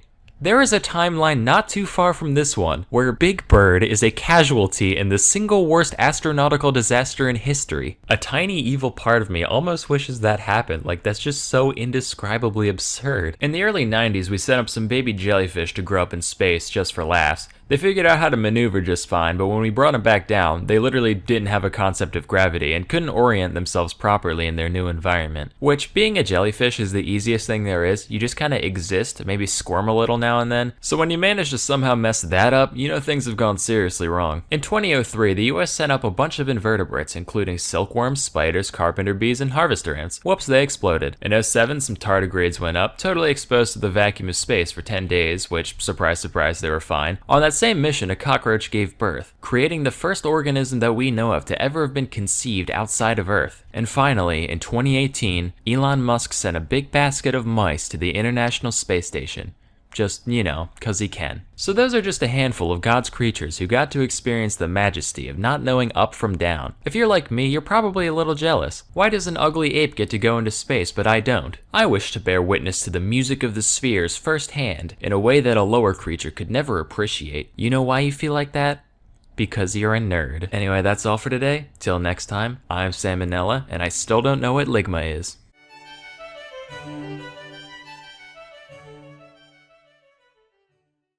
Hey kids, today I'm going to talk about a few slang words that I never understood. First is chicken legs. Now if you know me, you know that I'm leaner than lean, so I've received this insult a couple times, hey, chicken legs. But chicken legs really aren't that skinny. Here's a diagram of my leg, right? And here's the average chicken leg. Look at that. I wish I had that kind of calf definition. That's sexy as fuck. There are bodybuilders with less meat on their bones than that. And considering the fact that most people have interacted with the drumstick at some point in their lives, I'm frankly dumbfounded that anyone ever thought to use this to refer to skinny people. Then there's socking someone. Hey man, I'm trying to think of a new slang word for punching someone in the face really hard. Like just destroying someone with your fists. Got any ideas? How about one of the softest, gentlest, and most unassuming objects found in one's entire house? That's like kicking someone in the dick and being like, whoa bro, you just got feathered. Fuck you, don't try to downplay my suffering. If anything, I got shin bashed in the dick bag. That's the proper level of vulgarity relative to the situation. Anyway, it would make a little more sense if you said gloved, because at least those are socks for your hands. But no, it's nonsense. Next is blow, in reference to cocaine. It's a form of air movement, so I guess this one is like half correct, but it could still lead to a lot of confusion. Yo, y'all wanna do some blow? Oh gee whiz, well okie dokie. Oh, I'm feeling it. It's kicking in. Oh doggy, that's some nifty blow you got there, eh? Get out of my house. Next is nuts. When somebody is nuts, it means they're wild, they're crazy, they live life on the edge, right? What the fuck is so exciting about this? Finally, box. So box is a common slang word for one's lady bits, right? Now I've only been around 2 vaginas in my life. I came out of one of them when I was born, and I spent most of my time around the other one with my eyes closed, so my knowledge on that subject might be a little shaky. However, I have been around hundreds of thousands of boxes in my life. I know those inside and out, so that should make up for it. And let me tell you, these two things could not be less similar in shape. You see, boxes have corners. If your pussy has corners, you should probably start taking the tampons out of the container before you put them in. Likewise, if you compare the properties of either object, you'll notice that they're basically opposites in every way, so as a slang word, it's totally unfitting. Anyway, that's all for today. Till next time, I'm Sam and Nella, and thank you for watching.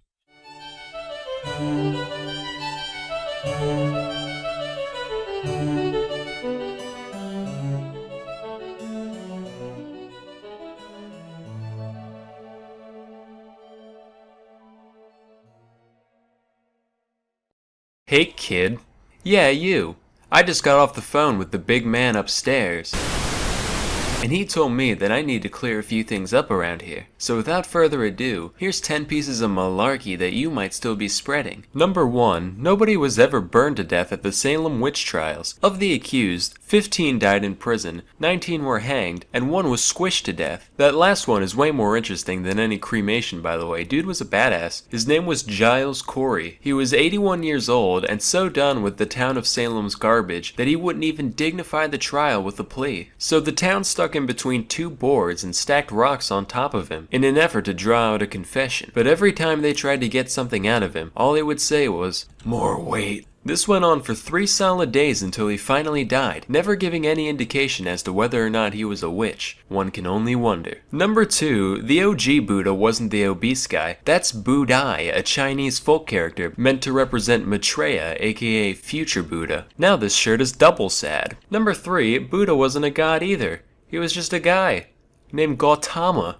Now this shirt is triple sad. Number 4. Ever heard of a vomitorium? Turns out, no. It's not a place where Roman nobles would go to make room for more pheasant spleen and lobster eyelids. It's just a big entranceway to the coliseums that hordes of peasants would spew out of. Number 5. Washington never cut down a cherry tree in his youth. I don't get this one at all. Apparently it's supposed to paint the man in a good light somehow. It's like, Tyler, what the hell happened while we were gone? Where's the tree in the front yard? Oh yeah, that was me. Got bored.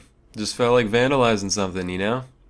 Hey, what about my honest character? Number 6, the pyramids weren't actually built by slaves. These workers were respected members of society. They ate meat and worked in 3-month shifts, and even got to be buried right next to the tomb after their death. Matter of fact, that's more than we can say for the people working on man's greatest achievements today. If I spent years of my life helping to build the space station, you're damn right I'd want the Salmonella Memorial Corpse Receptacle floating along right next to it. That would be amazing. Number 7, the Great Wall of China is not the only man-made object visible from space. I don't know where you dipshits got this one from. First of all, there's no way you could see it with the unaided eye. The wall is like 30 meters thick at most, while the distance to outer space is generally recognized to be 100 kilometers up, known as the Kármán line. To give some perspective, that's like me holding up a standard-sized guitar pick from across the entire length of a football field and asking you what color it is. Also, there are plenty of man-made objects that are way bigger in terms of local surface area than the Great Wall, so even if it was visible, there's no way it would be the only one. Number 8, you might have heard this one before. You know, Hitler was a jerk and all, but hey, he made the Autobahn, so at least he was efficient. Actually, Hitler didn't create the Autobahn. It was already there. He just helped expand it into newer territory. In a similar vein, Mussolini didn't make the trains run on time, with most of Italy's infrastructure repairs happening before his rise to power in 1922, and even then they weren't nearly as punctual as he'd like you to believe. So unfortunately, you're gonna have to find something else to like about these fascists. Like Hitler's elegant way of speaking. Or the way Mussolini says spaghetti. Number 9, Iron Maidens weren't actual torture devices used in medieval times. Basically what happened is, some archaeologists in the 1800s saw an old metal coffin and some spikes, and said, yo, wouldn't it be wildin' if we put these things up in here, so that way if someone goes in it, they get poked in their bits? You are a sick man, Cornelius. I like it. Into the museum it goes. At least Iron Maiden was real. They were as real as it gets. Still are. Don't you forget it. Number 10, Einstein never failed math. He had mastered both integral and differential calculus by the age of 15. 99% chance this one was just made up to make glue eaters feel better about themselves. Well, congratulations, Dimitri. Looks like you failed pre-algebra for the 3rd time. Afraid you still can't graduate. Well, hey, that means I'm still on par with famous smart science man, so yeah, worship me. Anyway, till next time, I'm Sam and Nella, and thank you for watching. Hey kids, remember the plague, malaria, smallpox? Kinda bad, right? Well, guess what? They're peanuts compared to the level of destruction that's been wreaked over the years across the kingdom next door. Today, I'm gonna talk about some of the most interesting diseases to ever strike the world of plants. The most famous one is probably the potato blight. It's a fungus that attacks potatoes. This is what it looks like. On the left, we have a healthy potato, while on the right, we have a blighty one. Notice how this one is noble and robust, like a lion's heart, while the other is shriveled and black, like Betsy DeVos's uterus. You could try to eat it, but it's basically like rotting cork. You wouldn't get very far. So in 1845, Ireland relied a lot on potatoes, right? That's because their soil was dumb and that's the most nutritious thing they could grow. Then the blight came and all their food turned to poo. 1 million starved, 2 million left. They came to America. They brought freckles and these things. Hoity-toity-toy. Now we have the Celtics. Next is the chestnut blight, which infects, you guessed it, the elderly. Wait, no, that's shingles. Chestnut blight infects American chestnut trees, which once populated a huge portion of the South and Mid-Atlantic regions of the country. Key word, once.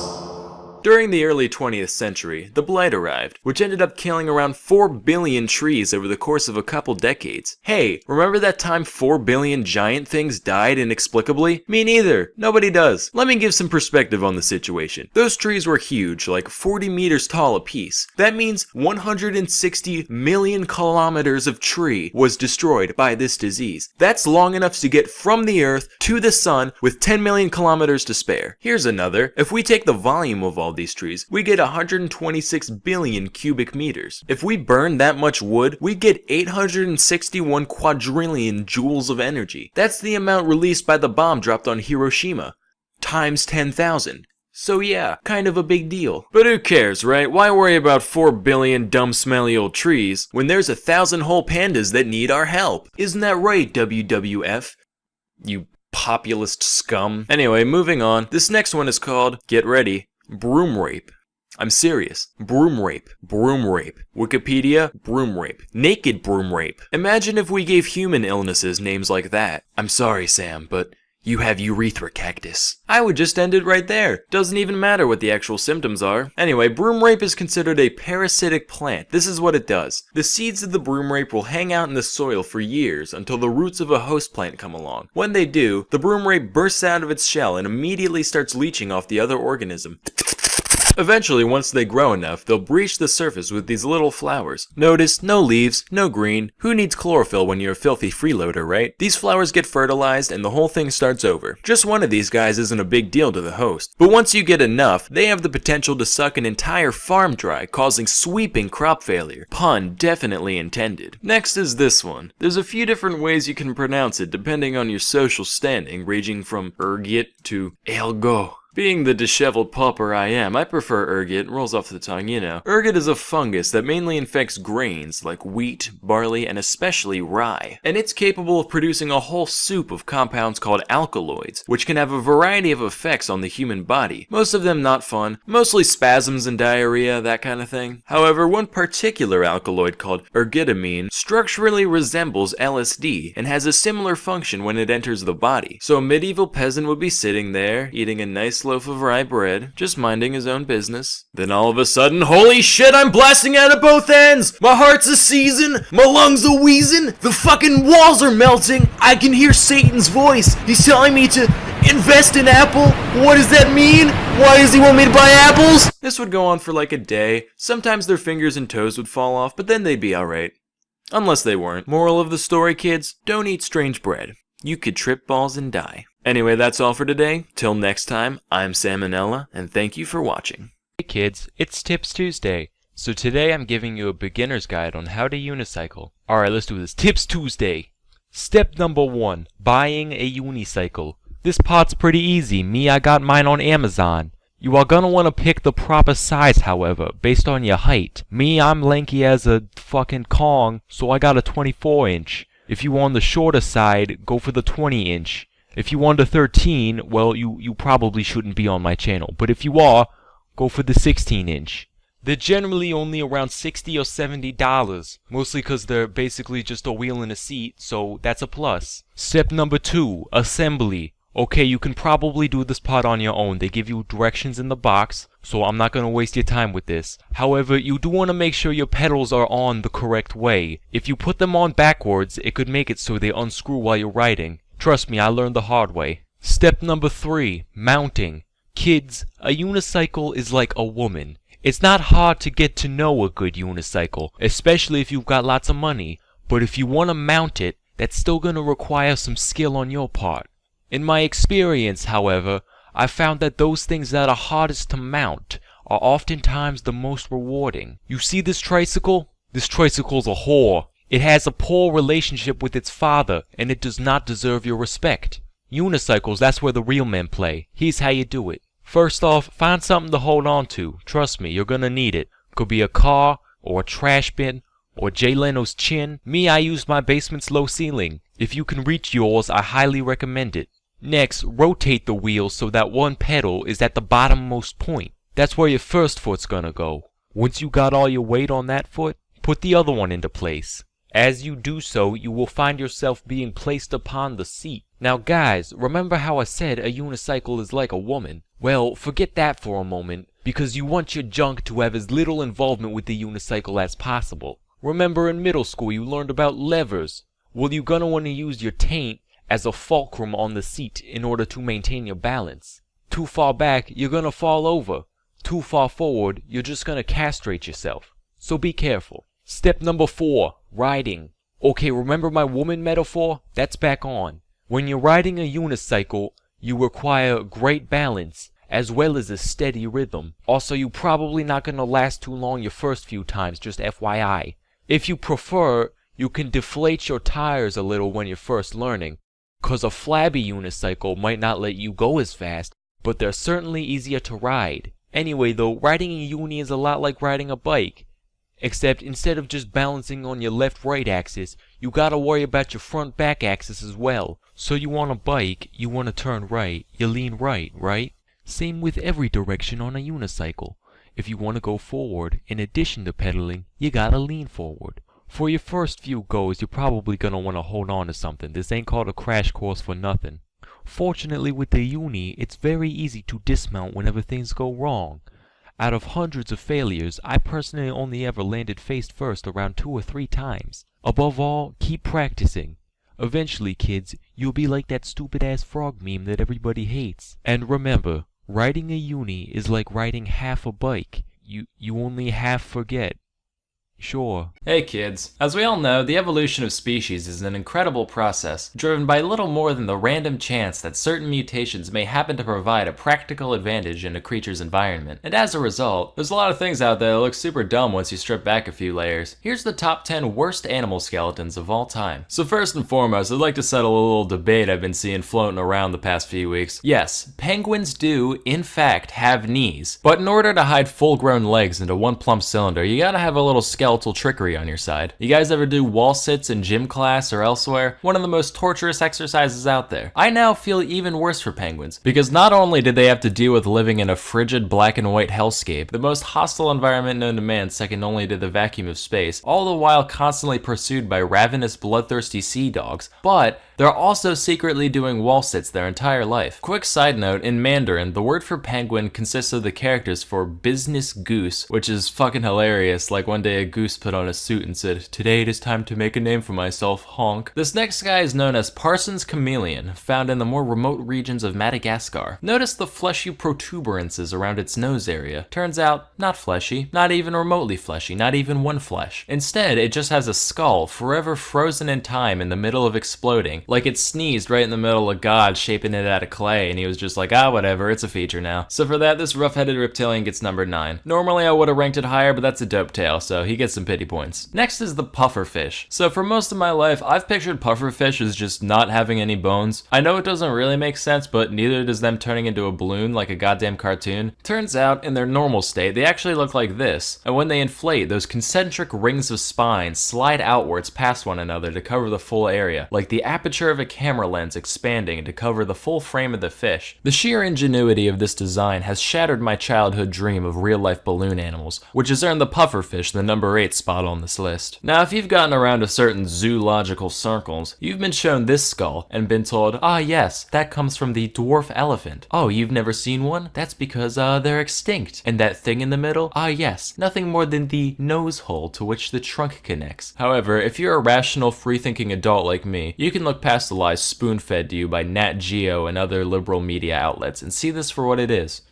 A cyclops. Next is the orca, otherwise known as the killer whale, the panda torpedo, or the SeaWorld slave. Its skeleton is fairly normal at first glance, but check out this little thing under here. That little bony blip is actually all that remains of the legs and pelvis of the orca from when it evolved from land mammals. Personally, I think that's highly disrespectful to their ancestors. Like, they could have taken the seal route and used those legs for good in the water, but instead these sea cowards said, no thanks, we're gonna undo all that evolution and just be bigger, smarter, warmer fish again. But hey, we'll keep this little piece of nothing just to remember you guys by. Truthfully, I could have chosen almost any cetacean to pick on for this, but the orca's face also reminds me of SCP-682, which is the most OP overrated shit out there, so he gets the number 6 spot. Moving on, now bear with me here. In every other mammal on Earth, the canine teeth point downward from the gum to the mouth. You know, like a tooth. But this guy, known as the Babirusa, said "huh," and decided to have them grow up through the entirety of its fucking snoot and out the other end, which is the most nonsensical thing I've ever seen. Like, toenails out the front? How cliche. Let's make them go through the whole foot instead. Look, now I can kick good behind me. That's not all though. These tusks also keep growing for the creature's entire life, which isn't a problem in and of itself, right? Rodents, they keep chewing stuff to wear them down. Alligators, they just let them fall out now and then. But the Babirusa's like,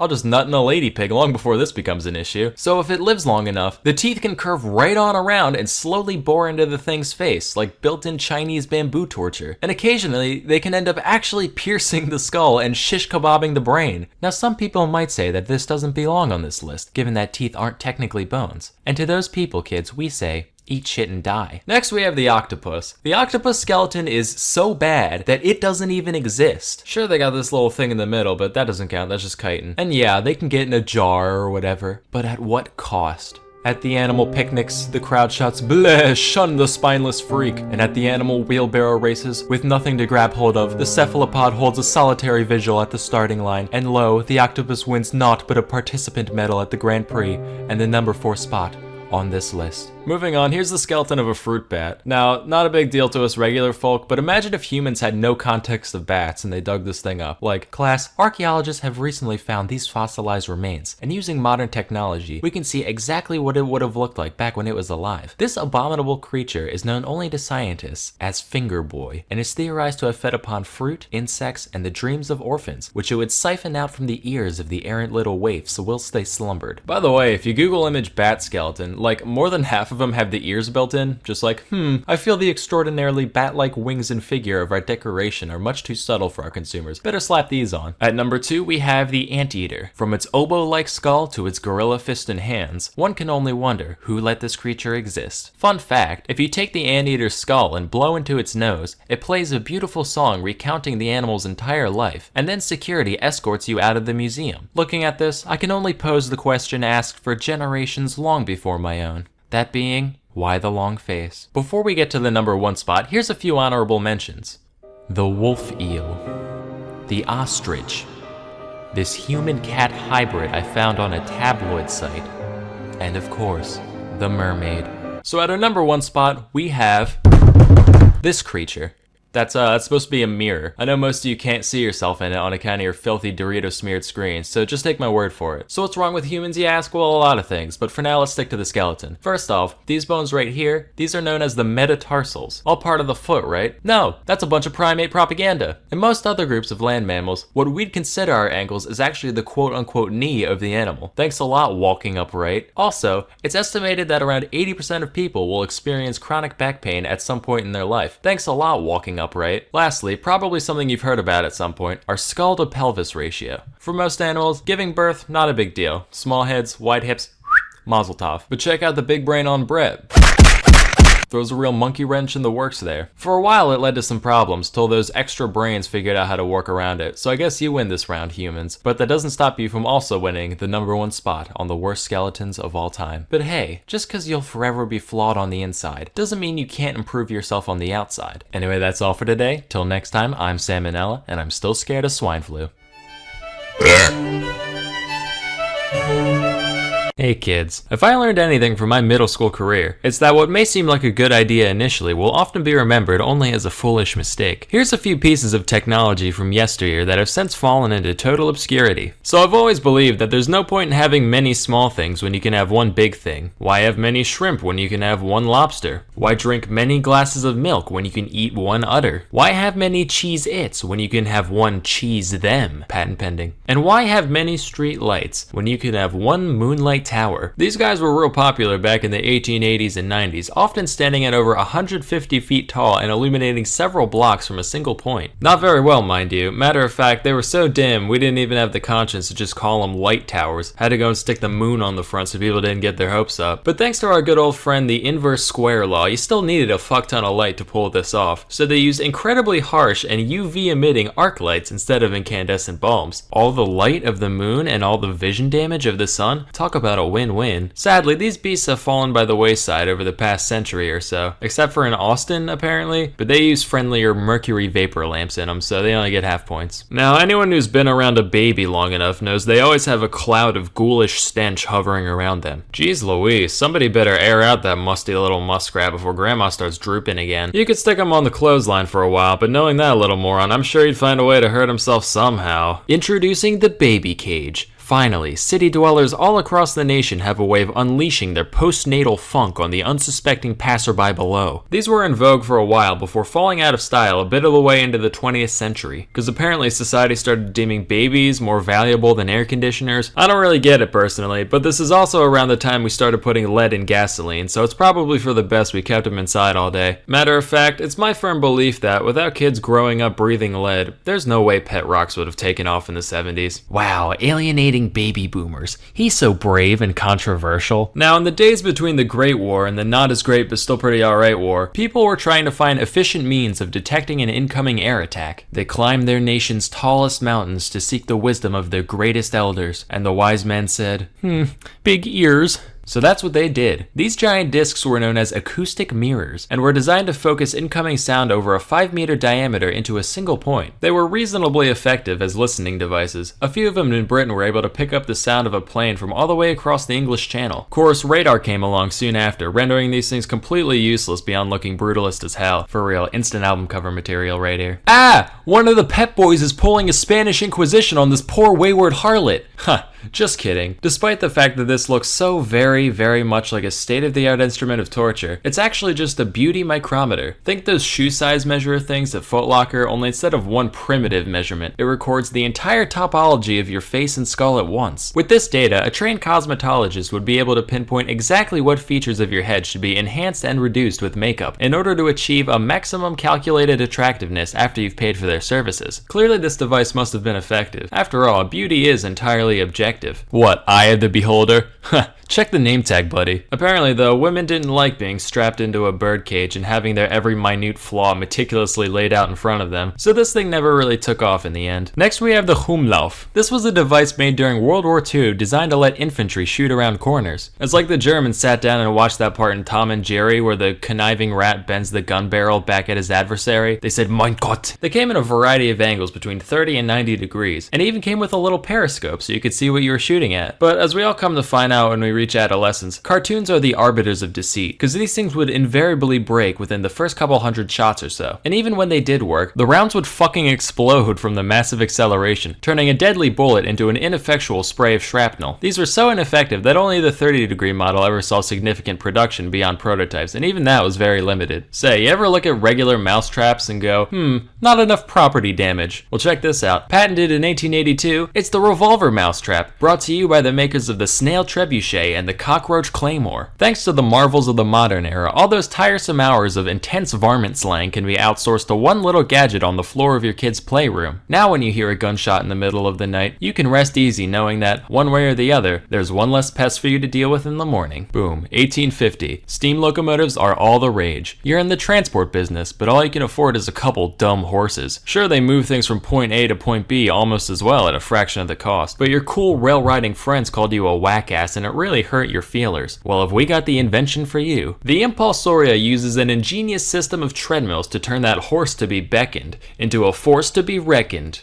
with. Sure, it's expensive as hell to make and limits your services entirely to railroads, but just look at it. Instant pussymobile. Slap some rims and a spoiler on that, you're laughing. This machine is recorded at having a maximum output of 2 to 4 horsepower, which sounds about right, and it didn't see much use outside a couple exhibitions. Now, if there's one hobby that people in the past enjoyed, it's smoking. Whoo boy did they like smoking. And with every great wholesome activity comes a million novelty items to go along with it. Everyone's seen the long cigarette, but how about the really long cigarette? Want to smoke in the rain? Here you go. Going snorkeling? Hey, you know what's more important than oxygen? Nicotine. But hey, want to know the only thing better than a cigarette? 2 cigarettes. You know what? Fuck it. Have the whole pack. You earned it. Of course, if you're trying to cut back, you can always share it with a friend. Aw, how heartburning. Anyway, that's all for today. Till next time, I'm Sam and Nella, and check out this JPEG. Hey kids, now we all know that fate is a fickle thing. Some of us may try to defy its will, but there's enough small businesses with Pizza Hut roofs out there to tell you that such a thing is ultimately futile. As for most of us, we tend to have our fair share of good and bad luck throughout our lives, but every now and then, RN Jesus smiles upon some drooling little loaf child and says, "You, my son, you shall be the one with all the figgy pudding." That child was Timothy Dexter. Dexter was born in Malden, Massachusetts in 1747. He had a humble upbringing, dropping out of school as an 8-year-old to work as a farmhand and a leather worker. But Dexter thought he deserved better, so when he grew up, he married one Elizabeth Frothingham, a rich widow in need of company. Gold digging achieved, he began his quest to become a true aristocrat. As his first step, he thinks, all the rich guys I know are in positions of power. I should run for office. Now, the town of Malden wasn't much keen on appointing a bumbling second-grade dropout, but after rejecting dozens of petitions sent in by Dexter, they eventually gave up and decided to just make some shit up, leading to Dexter becoming the official informer of deer, tasking him with keeping logs on the local deer population. And over statistics of does and bucks alike, Dexter ruled with an iron fist, triumphantly concluding what many had already known: that there weren't any deer in Malden, Massachusetts. Satisfied with his political career, Dexter then set his sights on greater financial ventures. So a little history, in 1775, as part of our growing independence from Britain, the Continental Congress decided to establish their own currency, known as the Continental Dollar, real creative there. Then the Revolutionary War started, and it dawned on people that these pieces of paper wouldn't be very useful in a giant pile of wet tea and smoldering patriots, causing their value to do one of those horny eagle death spirals. Then the Congress did, that stupid thing that every high schooler learns is stupid, not invading Russia in winter but the other one, practically making them worth less than their weight in paper and ink. And wouldn't you know it, a good portion of the Continental Army was paid with these, so by the time the war ended, many veterans were left totally destitute. The aristocrats were like, well, these grass-eating Untermensches did kind of give us a country, so whatever, we'll throw them a few cents and take this trash off their hands. Dexter was like, ooh, I'm a wealthman, I'm gonna do that too. And he spent the majority of his savings buying a boatload after boatload of the 1780s equivalent of Blockbuster gift cards. By all accounts, this should have been his ruin, but by some stroke of luck, after the Constitution was ratified, the new government decided that they'd trade Continentals for treasury bonds worth 1% of their face value. Doesn't sound like much, but keep in mind, Dexter bought thousands of crates of bills for fractions of pennies apiece. So as buybacks began across the country, his stockpile appreciated massively in value, and this informer of deer realized that, for the first time, there were a lot of bucks in Malden. But just because he was now a man of the upper crust doesn't mean he let it go to his head. Sure, he might have purchased the most luxurious chateau that money could buy, through daily Playboy Mansion-style ragers, and commissioned over 40 statues of America's greatest heroes, one of which was of himself, with a plaque calling him, quote, the greatest philosopher in the Western world. Despite his incredibly tacky displays of wealth, his contemptuous contemporaries still saw him for the loud, illiterate rube he was. So they started giving him deliberately awful investment tips in order to get him to bankrupt himself. One such piece of advice was that he should ship warming pans to the Caribbean. For those of you born after 1850, a warming pan's this dish on a long pole that you fill up with hot coals to warm up your bed. Not much use in a tropical paradise, but Dexter was undeterred by such frivolous things as logic. Went ahead and sent over 40,000 of them to the West Indies. When they arrived, the locals didn't really know what they were looking at and decided to use them as ladles for the sugar and molasses refineries. And by the end of it, Dexter sold every single one at a markup of nearly 80%. Frustrated that their plan backfired, the elites then told him to literally carry coal to Newcastle, which is an old idiom used to describe a pointless task based off the fact that Newcastle was one of the world's biggest producers of coal. The only idioms Dexter knew about all involved different animals shitting in the woods, so he took their word on good faith and went along with it. But by some divine providence, by the time the shipment arrived, the Newcastle coal miners had all gone on strike, and Dexter once again cleared the entire shipment with a hefty profit. He was like, man, I am so smart. By this point, he was pretty confident in his speculation skills, so he started making seemingly far-fetched ventures all by himself. One time he had a bunch of stray cats rounded up for basically free, which sounds like herding cats, but what do I know? And he sent them to the Caribbean, where they were gobbled up en masse.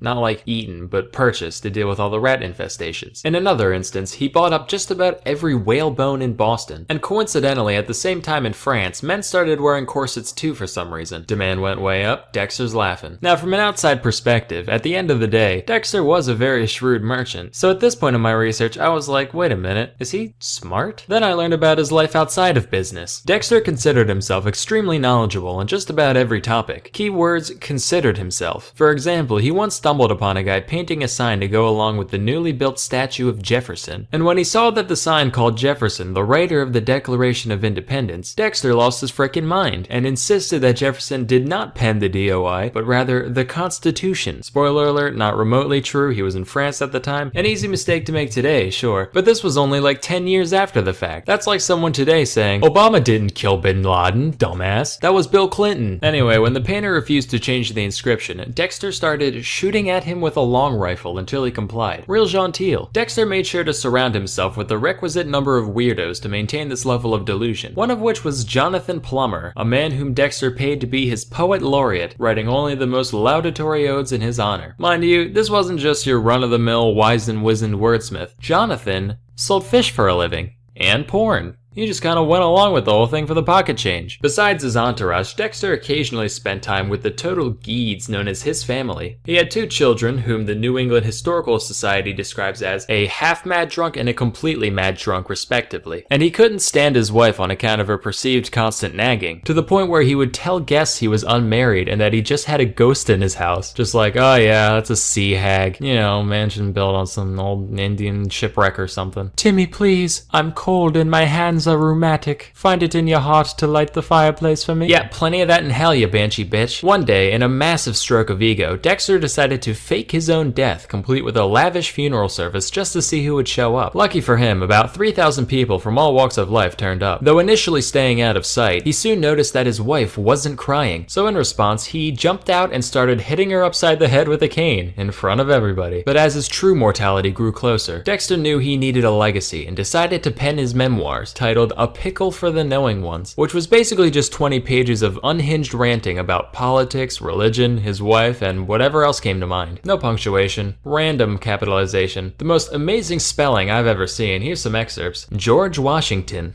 Attitude, philosopher, tobacco, general. And this is all just from the first few lines. The entire book is written like this. And just like everything else the guy did, the thing sold like fucking hotcakes. Why does anybody even try? The best part is that when he got complaints about the total lack of grammatical anything, in the second edition of the book, he put an extra page at the end full of nothing but punctuation marks, with a little note saying that anyone who felt like whining could just stick them wherever they wanted. Dexter died in 1806, and by and large, he probably should have ended up in Davy Jones's locker, but given the circumstances, I imagine the big man upstairs dropped his big deck of mortal soul trading cards at just the right moment, letting him slip through the pearly gates undetected. And legend has it that to this day, if you pray to the name Timothy Dexter, he'll look upon you kindly and share his skills with you all.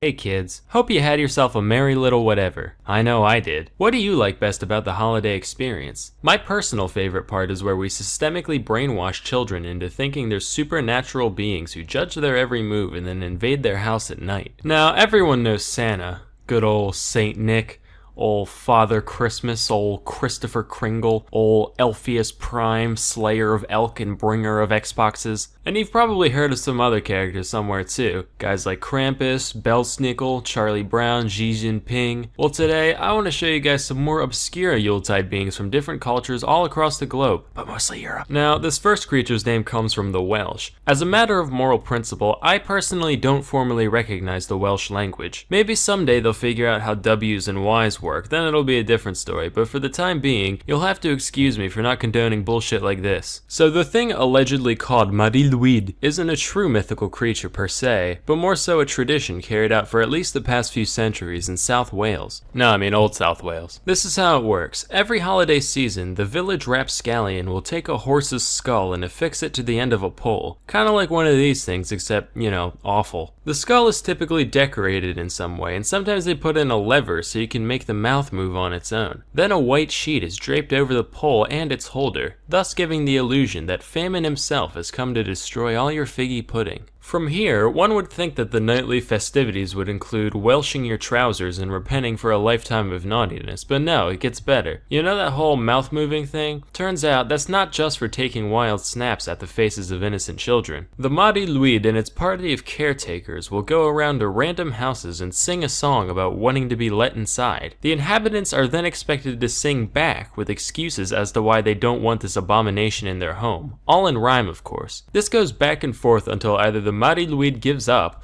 or the party's invited in, at which point they get to raid your pantry and drink all your beer. So if you ever find yourself rap battling a horse skull in South Wales, don't panic. It's normal, I guess. Next we have Frau Perchta, a witch-like being said to visit during the holidays in the alpine regions of Germany and Austria. Depictions of Perchta can range anywhere between beautiful woman and whatever the hell this is, but usually they fall somewhere in between. She's also sometimes shown with this big weird floppy goose foot.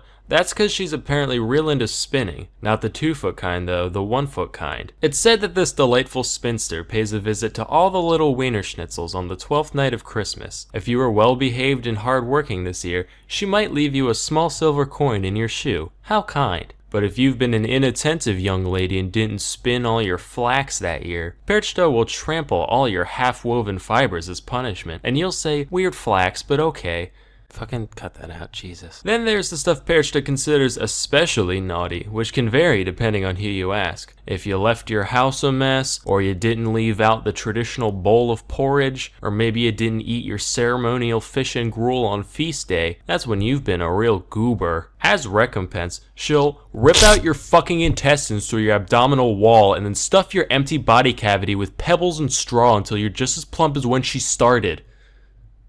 So, you know, you win some, you lose some. Nobody knows what she does with your freshly harvested innards after she leaves. But being that she lives in the mountains and has an obsession with thread making, I think we can all infer the obvious truth. Of course, no discussion of folklore of any kind can truly be complete without taking a look at Iceland. Between the centuries of isolation and the volcanic fumes constantly spilling out over the countryside, it's no wonder that they're one of the world's biggest exporters of whack-ass mythology. Seriously, according to one 1998 survey, over 54% of Icelandic citizens said they believed in elves. Let me repeat that just so we're all clear. In 1998, the majority of the population of Iceland said they believed in elves, and a very large portion probably still does today. As such, the cast of characters said to visit during the holiday season over there is naturally quite diverse. The main lineup consists of the family pictured here. This is the leader of the bunch, a troll, goblin, ogreish type lady named Grilla. Grilla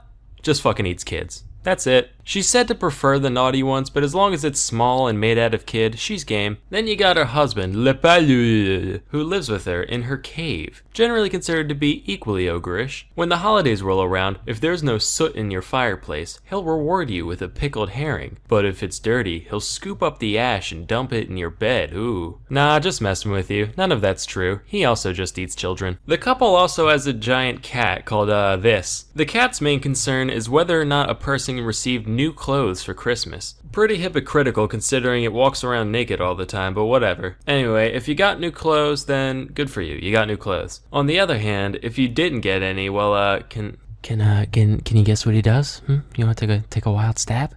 Yeah, that's exactly right. He fucking eats you. Children, adults, doesn't matter. He'll even vor your dog. He doesn't care. Finally, you got the best of the bunch, the 13 Yule lads, each of which visits on a different day leading up to Christmas. They're kind of like the 7 dwarves, but whereas those guys are jolly and helpful and stupid shit like that, the only real goal of the Yule lads is to harass and inconvenience people as much as possible, and each one has a unique way that they go about doing that. I'm going to go through all 13. Now please remember, I am making none of this up. I'm not even going to try to say the Icelandic names, so I'll just give you guys the English translations, which are very apt by the way. First you got Sheepcoat Clod, who goes around harassing sheep, but he's easy to catch on account of his peg legs. Then there's Gully Gulk, who hides in gullies to steal milk from your cows. There's Stubby, he's real short. He eats the leftover crust out of pie pans. This one's called Spoon Licker, he licks spoons. He's also incredibly thin on account of malnutrition for some reason. There's Pot Scraper, he scrapes pots. And Bowl Licker, who's like Spoon Licker. The key difference here being that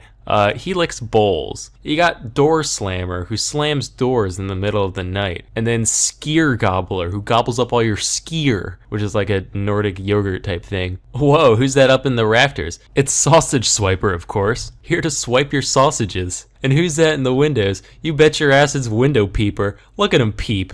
And who could forget our favorite, Doorway Sniffer, who sniffs your doorway with his giant freakish nose to seek out bread. There's Meat Hook, he steals your meat with a hook. And finally, Candle Stealer, who you get the picture. So, if you know some kids who just won't behave, maybe it's time to take a page out of Iceland's book come next holiday season. Now remember, your friend dressed up as Grilla doesn't have to actually eat the kids. Just bite him a couple times, that'll be enough. Anyway, that's all for today. Till next time, I'm Sam and Nella, and thank you for watching.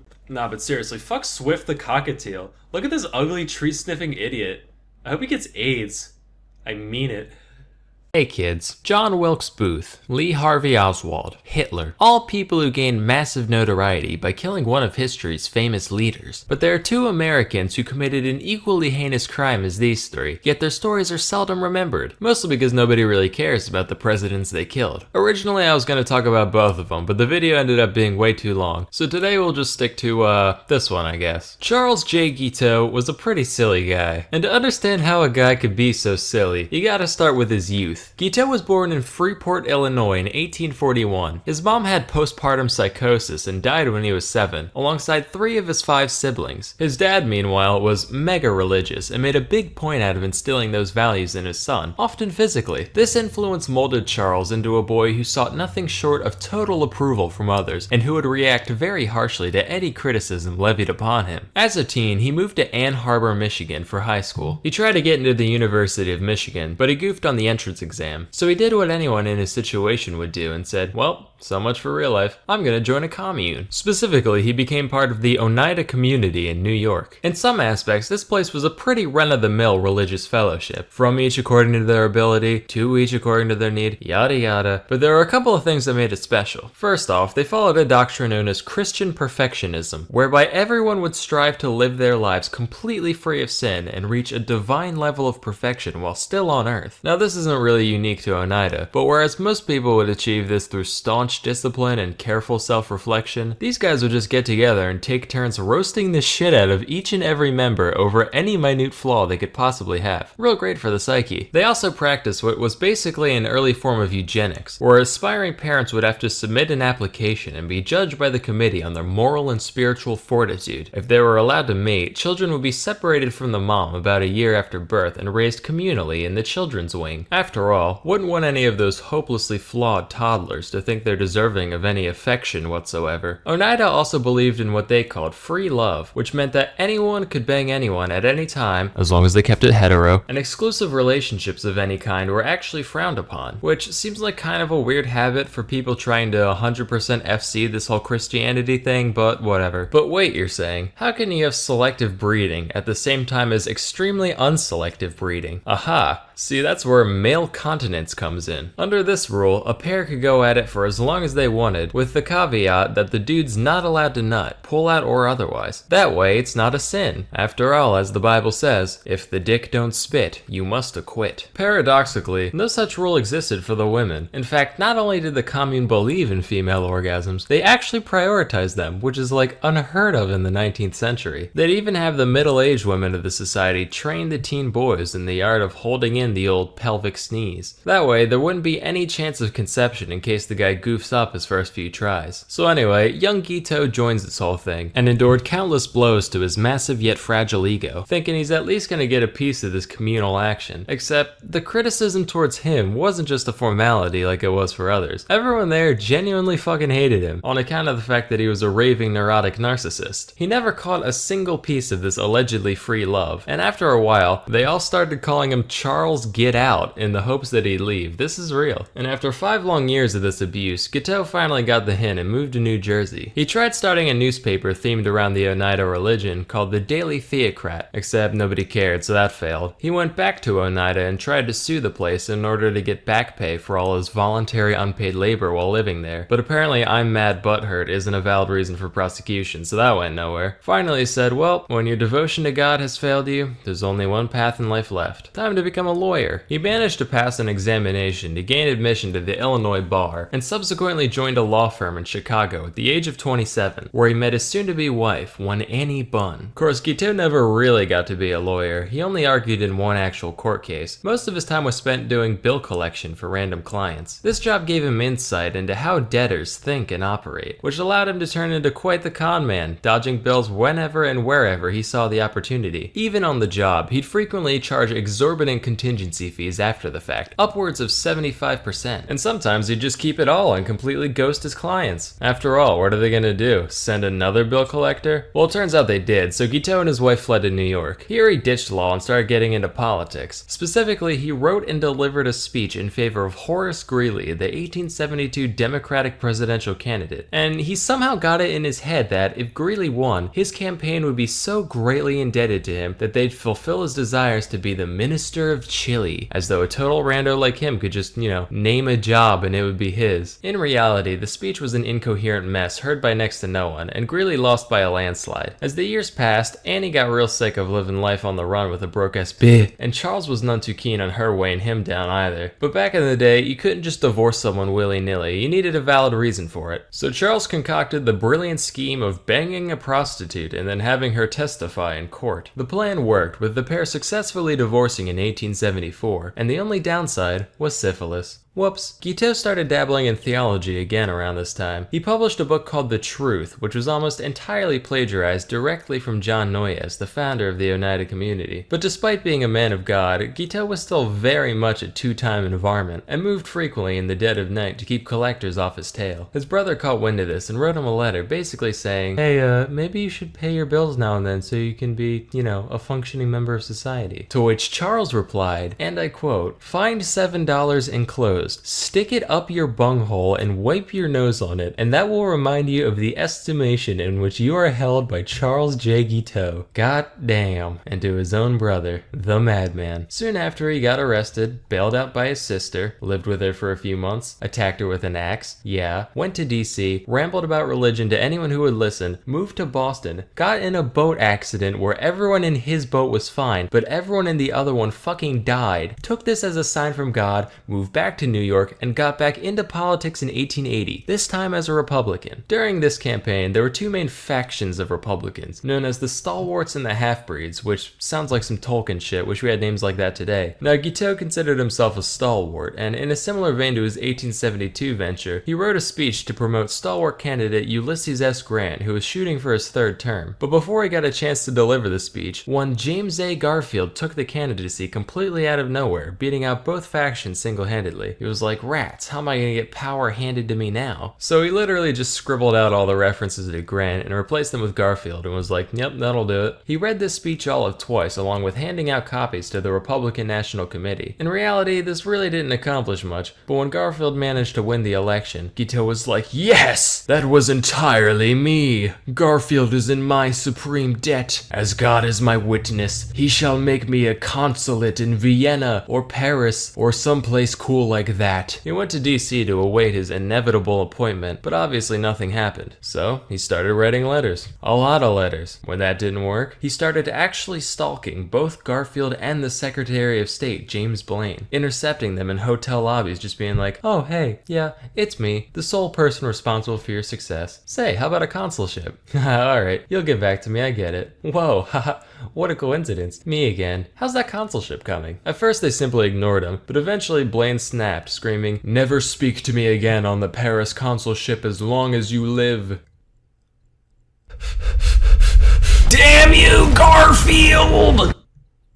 I sense a disturbance in the force. Maybe daylight savings just made Monday an hour longer. Wow, Garfield, that was quite the wisecrack. It's amazing how you manage to keep things fresh year after year. Burn in hell, beige dog. At this point, Guiteau completely renounced any faith in the current administration, and after a lifetime of clout chasing met only with disappointment, he decided his only option was straight up going postal. He convinced himself that it was now God's will to remove Garfield from this mortal plane in order to put his stalwart vice president Chester Alan Arthur into power. When he went to buy a revolver, he was given the choice between a wood grip and an ivory grip. He went with the ivory one for no other reason than he thought it would look cooler in a museum, and on July 2nd, 1881, he ambushed Garfield at the Baltimore and Potomac Railroad Station, shooting him twice in the back and mortally wounding him, all because he wouldn't give him a job. Garfield managed to hang on for 11 weeks before finally dying, which sounds like hell. Today's modern physicians actually believe that Garfield could have easily survived the incident if it weren't for doctors digging through him with unsanitized tools. Hey modern medicine, thanks for not being worse than literally no medicine. It means a lot. But that didn't stop Guiteau from being formally charged with murder. And that's exactly what he wanted. Matter of fact, Guiteau was over the moon, taking his new nationwide infamy as the fame he always deserved. His trial was just bananas, with Guiteau hurling obscenities at just about everyone there, including his own defense team, and formatting his testimony as an epic poem which he recited in full. He even dictated an autobiography to the New York Herald, which, get this, he ended with a personal ad for a nice Christian lady under 30 years of age. What a baller. When the guilty verdict was read, he called everybody there low consummate jackasses, and on June 30th, 1882, Guiteau smiled and waved to his adoring fans as he was walked to the gallows, where he recited a repetitive, deranged poem he wrote that morning, which was performed in a high-pitched falsetto voice, since it was written in the point of view of a child. He asked for a full orchestra to play during the reading, which I don't have to tell you that went nowhere, and promptly thereafter, he was hung. When the gallows dropped, people were probably like, ugh, Jesus, it's finally over. I just came here for a nice little execution. They subject me to all that? I want my money back, frankly. So it just goes to show, you can't always get what you want. Unless that thing is getting everyone to hate you. That's extraordinarily easy. Anyway, that's all for today.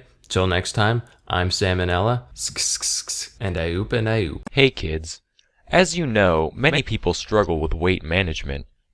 Usually that means they can't keep the pounds off, but if you're like me, you might struggle with the opposite problem. Seriously, this drawing is only a slight exaggeration. So, I'm gonna teach you how to turn that dank lankin into skank bankin. Quick disclaimer, I am not a nutritionist, I'm mostly talking out my ass here, but I'm reasonably sure that most of the claims I make in this video are factually correct. Alright, let's do this. Tips Tuesday. Tip number 1, eat a da meat. It builds muscle.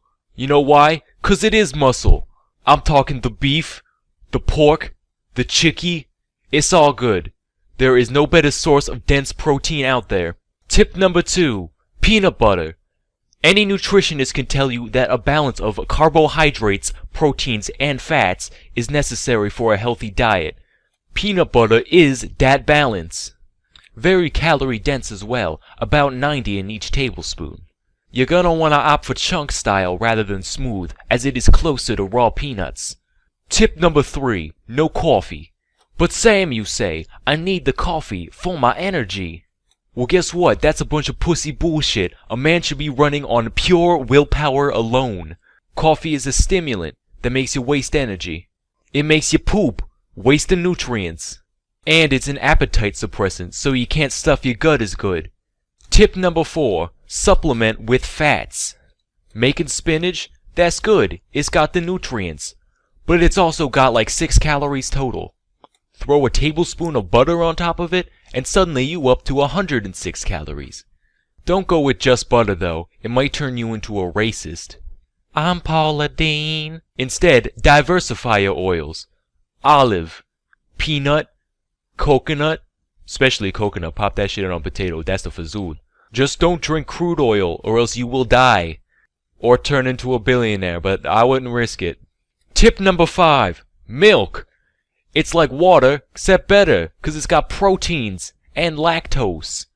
But Sam, I don't want my friends seeing me drinking milk. That's what children do. I will punt you over my house, 'cause that is more pussy bullshit. They might laugh now, but they won't be laughing once they see your sick gains. Just don't drink milk all the time. You could die. Okay, probably not, but milk is not too good a hydrator, so just drink water too. Do both. Both is good. Tip number 6. Eggs. Protein good for chicks. Protein good for attracting chicks. Now the egg consists of 2 parts, as you know, the yolk and the white, also known as the albumin. However, the Al Pacino is not nearly as dense as the yolk as far as calories and proteins are concerned. So if you wanted to get technical, you could ditch the Alpine Ridge and just eat the yolks. You won't miss out on much, as the pair have similar protein contents, just the Al-Qaeda also has a lot of water weight. In conclusion, egg whites are for gays. That's why they look like jizz. Tip number 7. Hey Junior, what you drinking there? Pepsi? Are you shitting me? Tip number 7. No sodas. They contain empty calories, for one. Secondly, carbonation is a waste of space. Produces gas, wastes valuable stomach space, so you can't eat as much. You know why they call it pop? It's 'cause I'll pop a cap in your ass if I catch you drinking it. Tip number 8. Most important, exercise. This is the sole tip that separates the fit fucks from the fat fucks. Obviously you're gonna want to lift, but you should definitely get some cardio in there as well. But Sam, you say, everybody knows that cardio kills gains. I will punt you into the stratosphere because that is more, say it with me, pussy bullshit. Sure, an hour of jogging might lose you 400 calories, but you also get all of these benefits. So follow these tips and you'll be swole in no time. I'm Sam and Nella, and thank you for watching. Hey kids, I've been told by a lot of people that there's nothing more exciting than the metric system. They may have a point, but I can still prove them wrong. Today, we're going to talk about some specific lesser-known units of measurement. First is the Schmidt Pain Index. Now, anybody could tell you that getting stung by a bug tends to hurt, but just how much does one sting hurt compared to another? Are yellow jackets worse than hornets? Are fire ants worse than honeybees? Nobody in the world of science knew for sure. That is, until a young upstart by the name of Justin Schmidt decided to boldly go where no entomologist has gone before. But how did he plan to quantify the level of pain caused by different insect stings? Well, it went something like this. Alright, honeybee. Zzz, ow, god, that hurt. I'll give that like a 2. Next, paper wasp. Zzz, ah! Okay, that's like a 3. Next, let's try bullet ant. Jesus Christ, Mary Mother of Satan's left nipple, it's like my hand is made entirely out of urethras, and each and every one is having a red-hot catheter put in and ripped out 5 times every second. My very being is on fire. My only desire left is for death himself to bless me with sweet relief. I'll give that a 4. No. 4+. In all seriousness though, I'm pretty sure the index is meant to be logarithmic, like earthquake magnitudes. So just like a magnitude 7 earthquake is 10 times as powerful as a magnitude 6, a bullet ant sting causes 100 times as much pain as a honeybee. In total, Schmidt catalogs 78 different species of the order Hymenoptera, which includes ants, bees, and wasps. You can tell a man is really dedicated to his job when, after getting stung by 77 insects, he says to himself, you know what? That wasn't enough. I need one more creature to inject its venom into me, and only then will this list be complete. I guess you could say he just really gave a Schmidt.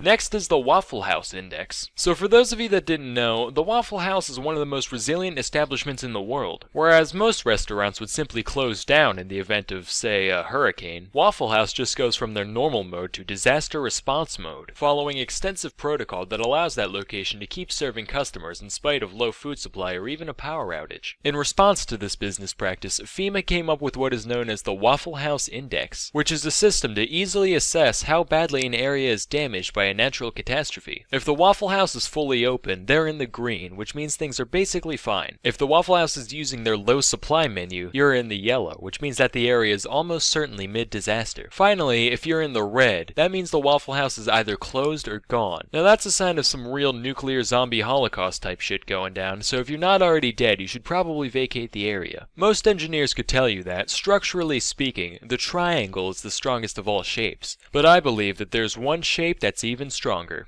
Godspeed, Waffle House. Next we have the APGAR score. So the APGAR score is a rating system used by hospitals to determine how healthy a newborn baby is on a scale from 0 to 10. It's called APGAR based on its 5 criteria, which include appearance, pulse, grimace, activity, and respiration. And each of these is rated on a scale from 0 to 2 to get your final score. Personally, I think this set of standards is a little flawed. Here's an example. Well, it's completely blue, and it doesn't really want to move at all, but it's got a really fast heartbeat, and it's screaming really loudly. I'd give this baby like a 6 out of 10. That's good enough. So in response, I've invented my own rating system. It's called the Ragu score. R is for reflexes. It's common knowledge that if you hold any healthy baby by its feet and then drop it, it'll always land upright. If your baby can't do that, that's a sure sign that it's defective. A is for abnormality. If your baby seems weird, that's typically a good indicator that it's weird. G still stands for grimace, just like in the APGAR test, only instead of looking at the baby's facial expression, you just bring grimace from McDonald's into the room and see how the baby reacts. If it starts crying, that's a good sign because grimace is absolutely fucking terrifying. And finally, U is for ugliness, just because that might sway your decision on whether or not you want to keep it. Now, if the baby passes the test, it gets to go home, but if it fails, then it gets shipped off to the factory and made into ragu, hence the name of the test. Some people might be upset by this fact, but you know what they say, prego today, ragu tomorrow. Anyway, that's all for today. Till next time, I'm Sam and Nella, and thank you for watching. Hey kids, so we all know that, as far as living things go, humans win, not even a contest. But it turns out, if you hop to the next genome over and look real carefully, you can actually see a basic version of a lot of the stuff that makes us so great. Here's some stories about what chimpanzees can get down to in the right context. Talking about chimp tails.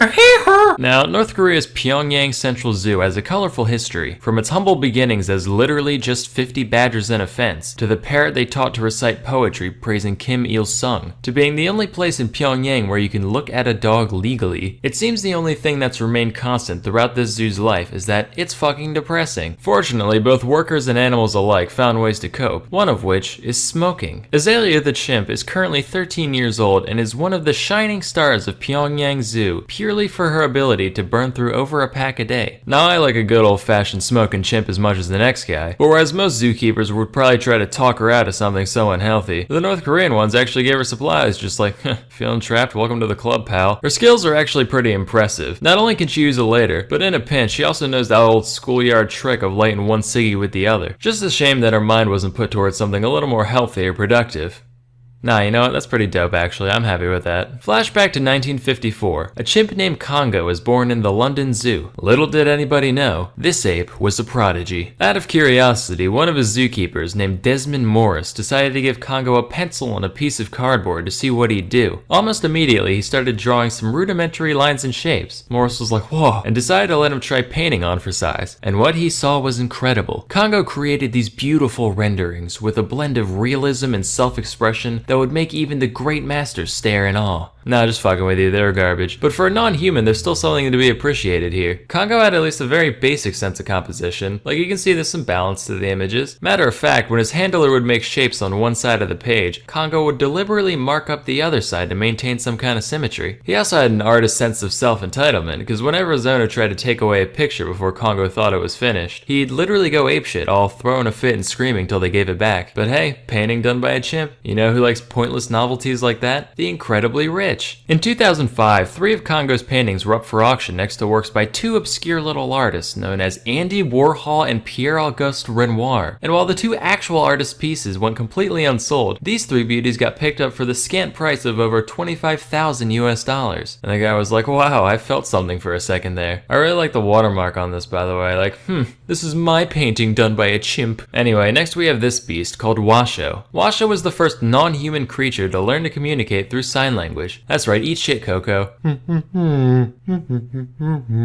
Prior experiments in chimp communication had attempted to teach him some basic spoken language, but after realizing that chimps are physically incapable of making most of the noises we do, they decided signing would be the better option. Washoe was raised in an environment similar to what a human child would experience, complete with toys, clothes, chores, and even being allowed to sit at the dinner table, in spite of what the Bible clearly says about that. The scientists raising Washoe made sure to only communicate in American Sign Language around her, in the hopes of establishing a true conversational rapport. Initially, they took a traditional Pavlovian approach by rewarding proper use of a new sign with food and tickles. But there were a couple problems with this. Firstly, the simple action reward setup meant that Washoe didn't have to really understand the words she was signing, the same way a parrot saying I love you in a YouTube video always does it with those cold, unfeeling eyes. Secondly, Washoe would break into a laughing fit whenever they tickled her, to the point where the lesson would be essentially over. So the researchers abandoned this and instead just let her learn through observation of her caretaker signing, with much better results even in the total absence of reward stimuli. And the only downside was that the job title of designated chimp tickler ceased to exist. In total, Washoe learned around 350 individual signs in ASL, and she'd even use these to formulate novel phrases for new objects. Like one time she wanted to talk about a thermos, but didn't know what a thermos was. She goes, metal cup of drink. Hey, scat! A similar story comes from a chimp named Lucy, who was raised by one Dr. Maurice Temerlin and his wife, Jane. The tale of Lucy's life is why this woman is now officially the third most famous woman named Jane who worked with apes. In the same vein as Washoe, the pair attempted to gain some insight into Lucy's weird chimp noggin by raising her like you would a human. You know, dressing herself, using silverware, making tea, looking at magazines, pretending she knows what a word is, all that jazz. But as Lucy matured, things took an ugly turn. For one, since she was brought up in a basically human environment, she eventually discovered the time-tested human pastime of alcohol. The pair would leave bottles of gin around their home with Lucy, which, I don't know how you'd make this mistake twice, but it was apparently a common occurrence for them to leave her alone for too long and come back like, honey, I think the monkey's fucking wasted. Again. Another one of her hobbies was sculpting crude human heads out of poop. Her own poop, to be clear. They also left some copies of Playgirl magazine around for Lucy to flip through, which she became very fond of. So fond, in fact, that she was caught multiple times, having relations with the vacuum cleaner. I don't understand the mechanics of it, cause no source I found ever went into detail, and believe me, I wanted to know as much as you do. All I know is that, all things considered, some pretty exemplary tool use there. So the pair saw this and they were like, alright, we gotta get this chimp laid, and fast. But the problem was, Lucy was conversing with people, eating with people, flicking the old chimp bean to people, so it's not a stretch to think that Lucy thought she was people. So imagine you're people, and you get thrown into an enclosure with a full-grown, horny male chimp. You'd have a fucking panic attack. And that's just what Lucy did. As the years went on, Lucy got more and more violent, regularly trashing the place to get out the frustration of not being able to comprehend what was so fundamentally unnatural about her existence. Finally, the couple had had enough and decided to take Lucy to a primate rehabilitation center in the Gambia, with the hopes that she could be forced to acclimate to primate life. She could barely cope with it at first, getting real depressed and hardly associating with the other apes. Which you'd be depressed too if you had to give up a life of American luxury complete with booze and vacuum fornicating to go live with chimps in the wild. But with the help of a graduate student named Janice, Lucy eventually came to accept her fate, and although she'd never mate with another of her kind, she ended up getting along with her troop well enough. About a year after leaving the rehab center, Janice came back to visit, and Lucy gave her a warm embrace before waddling back to the rest of the chimps. Aww. Then Lucy got poached like a fucking egg, which kinda puts a damper on the whole happy ending, but you know. Whatever. Anyway, that's all for today. Till next time, I'm Sam and Nella, and I fell down the stairs this morning. Hey kids, guess what? You could be a freak of nature and not even know it. Yep, not every deformity is visible to the untrained eye. Today, we're going to talk about a few physical defects that you, the listener, might have. First is situs inversus. So situs inversus is when a person is born with some or all of their organs mirrored along the vertical axis. This can range from a heart that's on the right instead of the left to the entire body cavity being flipped around. The condition is pretty rare, affecting about 1 in every 10,000 people. According to Wikipedia, plenty of people live their lives with this condition without knowing about it. Considering that even little kids know that their heart is supposed to be on the left, I find this a little hard to believe, but who knows. At any rate, the first doctor visit where you find all this out sure would be interesting. Whoa, I think your testicles are on backwards. What? Hold on, maybe I'm just holding them weird. Let me just... no, yeah, they're definitely on backwards. I don't follow. It's not that hard a concept. The left one's on the right and the right one's on the left, that's all.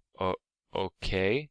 Does that Does that mean anything? Well, I mean, I wouldn't want to be the guy with the backwards nutsack, but that's just me. What do you mean? Just, kind of weird, isn't it? What is weird about it? How are they different? Can you see it? Can you feel it? Is it dangerous? Look, I'm a doctor, not a cosmetologist, alright? Next is bell clapper deformity. This is a condition that affects 1 out of every 125 males. So in a normal nutsack, the nuts are anchored to the sack in a certain way that limits their mobility. But if you have bell clapper deformity, this anchor isn't present, meaning your nads are free to swing around much more independently than normal. Being that we, as males, don't often compare our scrotal dynamics with other men, most people aren't aware of their deformity, at least not at first. However, having free-floating testes comes with a significantly higher chance of suffering from testicular torsion, which is where your sperm tube gets all twisted around as a result of rigorous exercise or other mechanical means. This condition is extremely painful and oftentimes requires a visit to the hospital in order to prevent that nut from literally dying from hypoxia. Wait a minute, these aren't on backwards, they're just all twisted up. What? Fix them? Yeah, I'm trying. Try harder. Hey, you ever try to untangle a pair of earbuds through a plastic bag? This is like that except sweatier. Cut me some slack, alright? Don't get your balls in a twist. More of a twist. Next is the accessory spleen. So most of us have at least heard of the spleen. For those of you that don't know a lot about it, basically it's a softball-sized organ right around here that helps out your bloodstream and immune system. But apparently 1 out of every 10 people have not 1, but 2 spleens. Sadly, the second spleen isn't another full-sized organ, but rather a little enclosed ball of spleen tissue about the size of a peanut M&M. Since it is self-enclosed, it's technically considered another organ. But because of its small size, it's not all that beneficial to have one or anything, it's just kinda there. Hey, I haven't seen you around before, are you new on campus? Oh, yeah, I just got here a couple days ago. Well, hey man, welcome to UCLA, if you want I can— Wrangle Rock!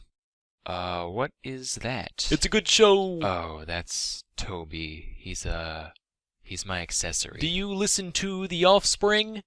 Is it talking to me? Do you listen to The Offspring? Well, I mean, I used to when I was younger, not so much nowadays. Well, you're gonna go far, kid. I'm gonna go now. Do you think he got the reference? Yeah, Toby, I'm sure he did.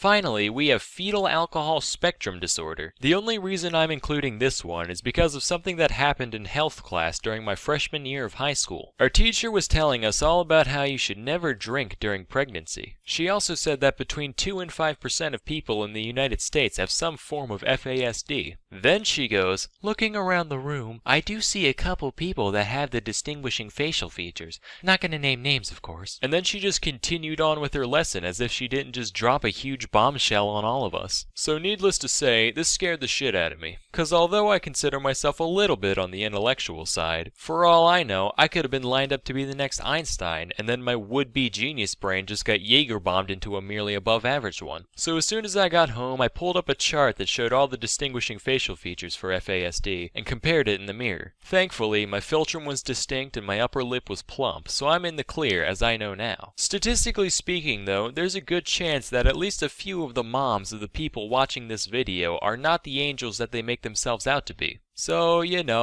food for thought. It really is a curse, though, learning about this chart here, because the features are subtle enough that those who are affected still look normal to the average person. But once you're on the lookout for them, next thing you know, you're on Facebook, your friend posted pictures of her kid, all the comments are like, oh my god, he's so cute, what a perfect little guy, and you're the only person there who knows otherwise. Anyway, that's all for today. Till next time, I'm Sam and Nella, and thank you for watching. Hey kids, when living things evolve, it's almost always for the better. After all, the reason genes get passed down is because of the fact that they help the organism survive. Occasionally, though, adaptations that might help an animal in general can become huge drawbacks in other ways. Today, we're going to talk about some inherited traits that can end up screwing certain animals over if they're not careful. First is sloths. So, evolutionarily, life has found 2 distinct methods to handling survival on land. You got the plants and the fungi who just kinda hang out, and then you got the animals who actually, do things. The sloth is the one member of the animal kingdom who was brave enough to say, alright, I made the wrong choice here. This whole mobility thing, way overrated, so you know what, fuck it, I'm changing teams. The sloth's sedentary lifestyle is made possible by the fact that the creature has the metabolism of the average college kid, sleeping 16 hours a day and only crapping like once a week. However, while this lifestyle is easily sustained on a diet of Hot Pockets and alcohol, it doesn't work as well when you eat nothing but leaves, which provide very little energy relative to volume. Because of this, you can have sloths who straight up kick the bucket just from being too full. Their sad, slow sloth stomachs spend so much energy over so much time trying to digest the matter, that by the time they're able to start absorbing energy, they've already fallen out of the tree dead from exhaustion. I learned about this next thing from my Uncle Harvey back when I was 8. He said to me, "Hey Sammy, did you know sharks die if they stop swimming?" At first I was skeptical, because this was the same man that told me that the squirrel on the road was just taking a nap. Several firm prods with a stick proved to me otherwise, so by this point in time, I figured Uncle Harvey just had a generally poor grasp on the concept of death. Apparently though, he was right about the first thing. Some species of sharks, such as great whites and whale sharks, need to constantly move forward in order to push new water into their mouths and through their gills so that they don't suffocate. It's kind of like when you were a kid and you had to keep running to keep the kite in the air, only instead of a kite, it's your respiratory system, and instead of the kite falling down, you would choke to death on your own deflated organs. Anyway, this method of breathing is known as ram ventilation. Following this logic, one would think that rams would then breathe through something called shark ventilation, but no, apparently they just breathe like everybody else. Next we have ferrets. So in some cultures, ferrets are referred to as polecats, and there are two main theories as to why that is. Some biologists believe that the name is based on the fact that ferrets are an evolutionary hybrid of the pole and the cat, as evidenced by their shape and features. However, others believe that the name is actually an outdated piece of Nazi propaganda, designed to show that Polish people are so dumb they don't know what a cat looks like.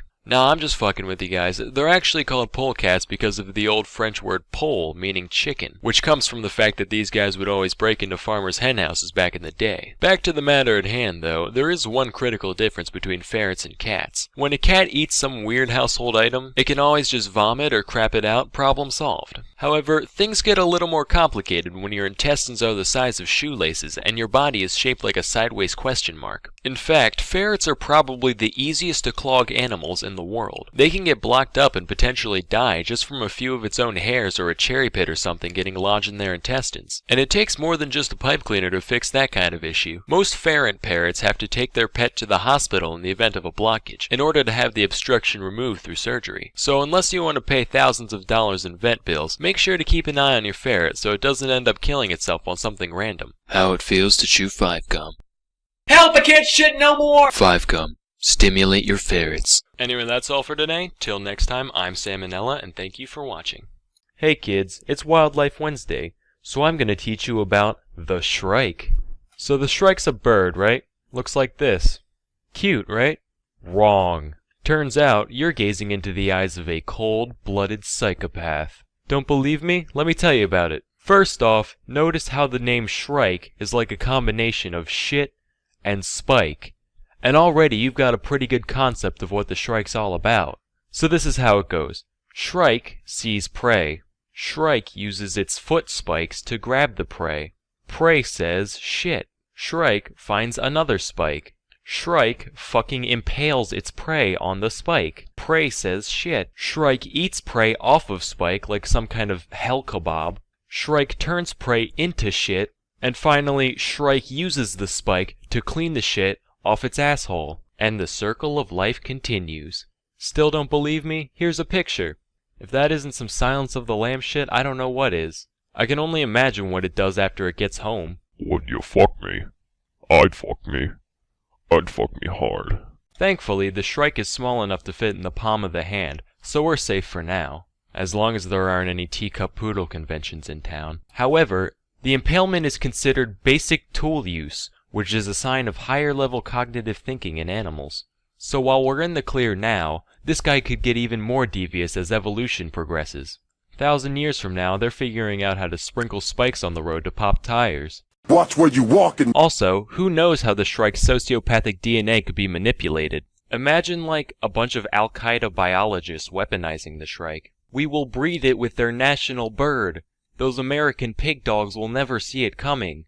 But Abdul, what will we call this new creature?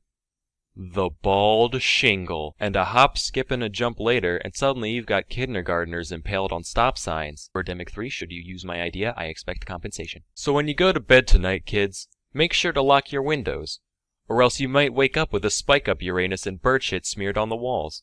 Hey kids, let me tell you a story. This is about something that happened when I was around 11. One day I was just walking through the woods with my dog, not a care in the world, when I see this guy approaching from the other end. He was all by himself, and he had a football. And every now and then he would just toss the football up in the air, catch it, and then keep walking. When I walked past him, he muttered something along the lines of, "Hey kid, you want some football?" I assume he was propositioning me to a game of catch.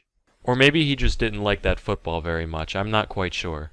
But between this guy's strange nature and the fact that he was 17 and I was around 11, I turned him down. I took the dog home, and later that day, me and my friend were back at the woods, just hitting shit with sticks, I guess. I don't know, whatever kids do. We were mostly chilling in the same place, and a little ways in, I see the guy walk past again. I think it's a bit strange, but as he turns the corner, I neglect to mention anything to my friend about my previous encounter. Around 2 minutes later, I hear some grown man shouting angrily, and my friend and I turn to look. Somehow, we were so engrossed in our nothing we were doing, that we somehow failed to notice the giant plumes of smoke rising up from where that guy turned the corner. I'm talking huge, like if a member of the Vape Nation happened to see these clouds, he'd probably go into diabetic shock. The shouts were coming from our neighbor, whose house bordered on the woods, and he must have spotted the smoke before we did. So he's shouting things along the lines of, What the fuck do you think you're doing? I'm gonna call the fucking cops on you. What is this? That's when the guy goes fucking ballistic. No, please! I don't want to go to jail! It was an accident! And a few high-pitched screeches which I don't think I'm able to replicate. My friend and I walk over to get a closer look. We see the guy standing on the edge of this huge ground fire. I'm talking at least 10 meters in diameter. Pitch black grass, smoke rising up, flames still around the edges. Now this guy must have been like a Boy Scout or something, because, like I said, it was about a minute and a half between him turning the corner and hearing the guy shouting. Maybe the football was just a propane tank he painted brown. Could have been a pyromancer for all I know. It was about that time that my friend and I realized that, as two young hip delinquents, it was not in our best interest to be standing in the near vicinity of a forest fire. So we skedaddled. As we heard sirens approach in the distance, I couldn't help but wonder what this guy's motive was. A few days later, I found out the guy lived somewhat nearby, and that he had mild autism. Yeah.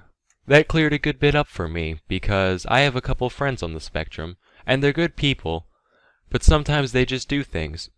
Nowhere near full-blown arson, mind you, more just along the lines of screaming fuck at the teacher and then walking out in the middle of class. But you get the idea.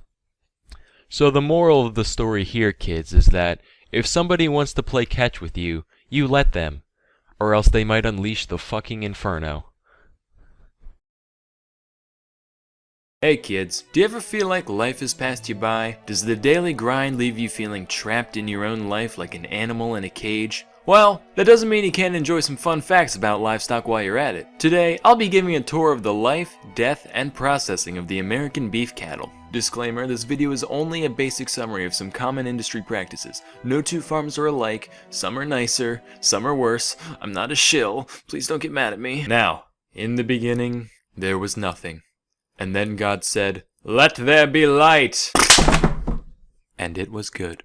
Henceforth you shall be called Craig. At birth, the calf weighs somewhere between 60 and 100 pounds. The males are typically castrated within the first couple of weeks, usually without anesthetic. The main point of this is to keep the steers mellow later in life, but it also stops their male hormones from giving the meat an off taste that the American palate isn't really accustomed to. Anyway, things started off pretty good for Craig. Drinking milk, hanging out, the life. After a while he figures out you can eat the floor, that's cool. But then after about 10 months he gets loaded into the cattle cars. If you're a history buff like me, you know that's not a good sign. Little does Craig know, he's been auctioned off to a feedlot 1,000 miles away. Here the cattle are packed together like sardines, if sardines were 500-pound terrestrial mammals. The menu consists of random roughage and energy-dense feed like corn so they can pack on the pounds more quickly. Overall, this environment puts a good deal of stress on the beast, which can end up taking a toll on his his health. But it's nothing a little visit from the antibiotics fairy can't fix. Once fully grown, Craig gets taken to the packing plant. This is where the magic happens, and by magic we mean mechanically automated goring into commodities. This is where things get messy, so try to forget that we gave this random animal a name a minute ago. In order to keep things as humane as possible, a worker will first use this device, referred to as a stunner. Here's a demonstration.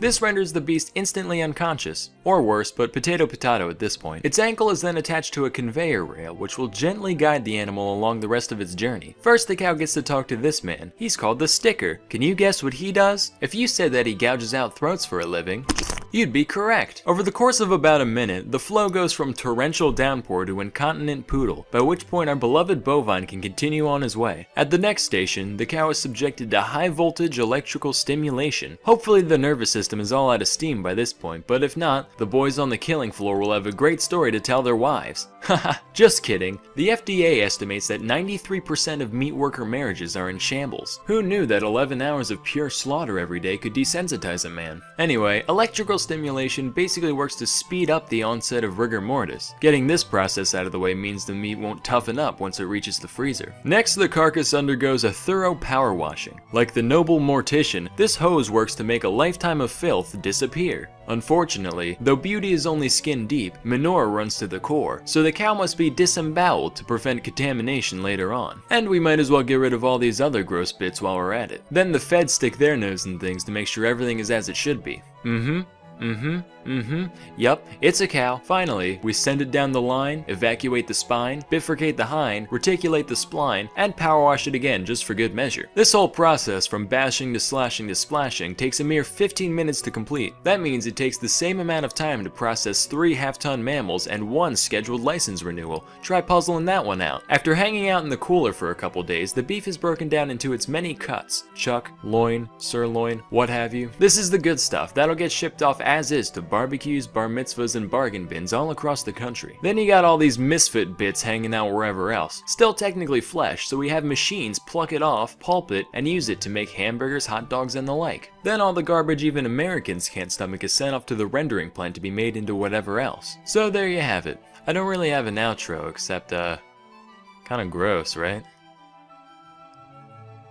Anyway, that's all for today. Till next time, I'm Sam and Nella, and thank you for watching. Hey kids, today I'll be teaching you how to read these things. The symbol is technically known as NFPA 704, but nobody really calls it that. Most people refer to it as a fire diamond, or a safety square, or if you're British, a figmenty pigmenty crosser tosser, whatever floats your boat. Anyway, when you see the symbol, usually on a door or a container or something, it means there's a hazardous material present, and the numbers and symbols on the diamond give information on exactly how dangerous that material is. So first off, notice the 4 colors, right? Each one represents a different type of hazard. Red is for flammability because fire and burning things are usually red. Yellow is for chemical reactivity, I guess because chemical reactions involve swapping electrons and electricity is yellow, sure. Blue is for health hazards because fuck you. And then white is just extra space for other stuff. So the 3 colored diamonds, or if you want to be politically correct, the African American diamonds, each have a number from 0 to 4. And each of these is like a threat level for that category. If the number is 0, it basically means you'd have to be some kind of professional to manage to fuck things up in that fashion. Sand, for example, has a 0 in its flammability. The only time sand burns is when it's wedged in the cracks of your Speedo for too long. However, please note that the health section does not apply to ingestion. For example, motor oil has a blue rating of 0, but that in no way makes it safe to drink. If the number is 1, that means there's a threat present, but you'd still have to be like an advanced level dumbass in order to really find it. Cellulose, the primary chemical found in paper, has a flammability of 1, so don't,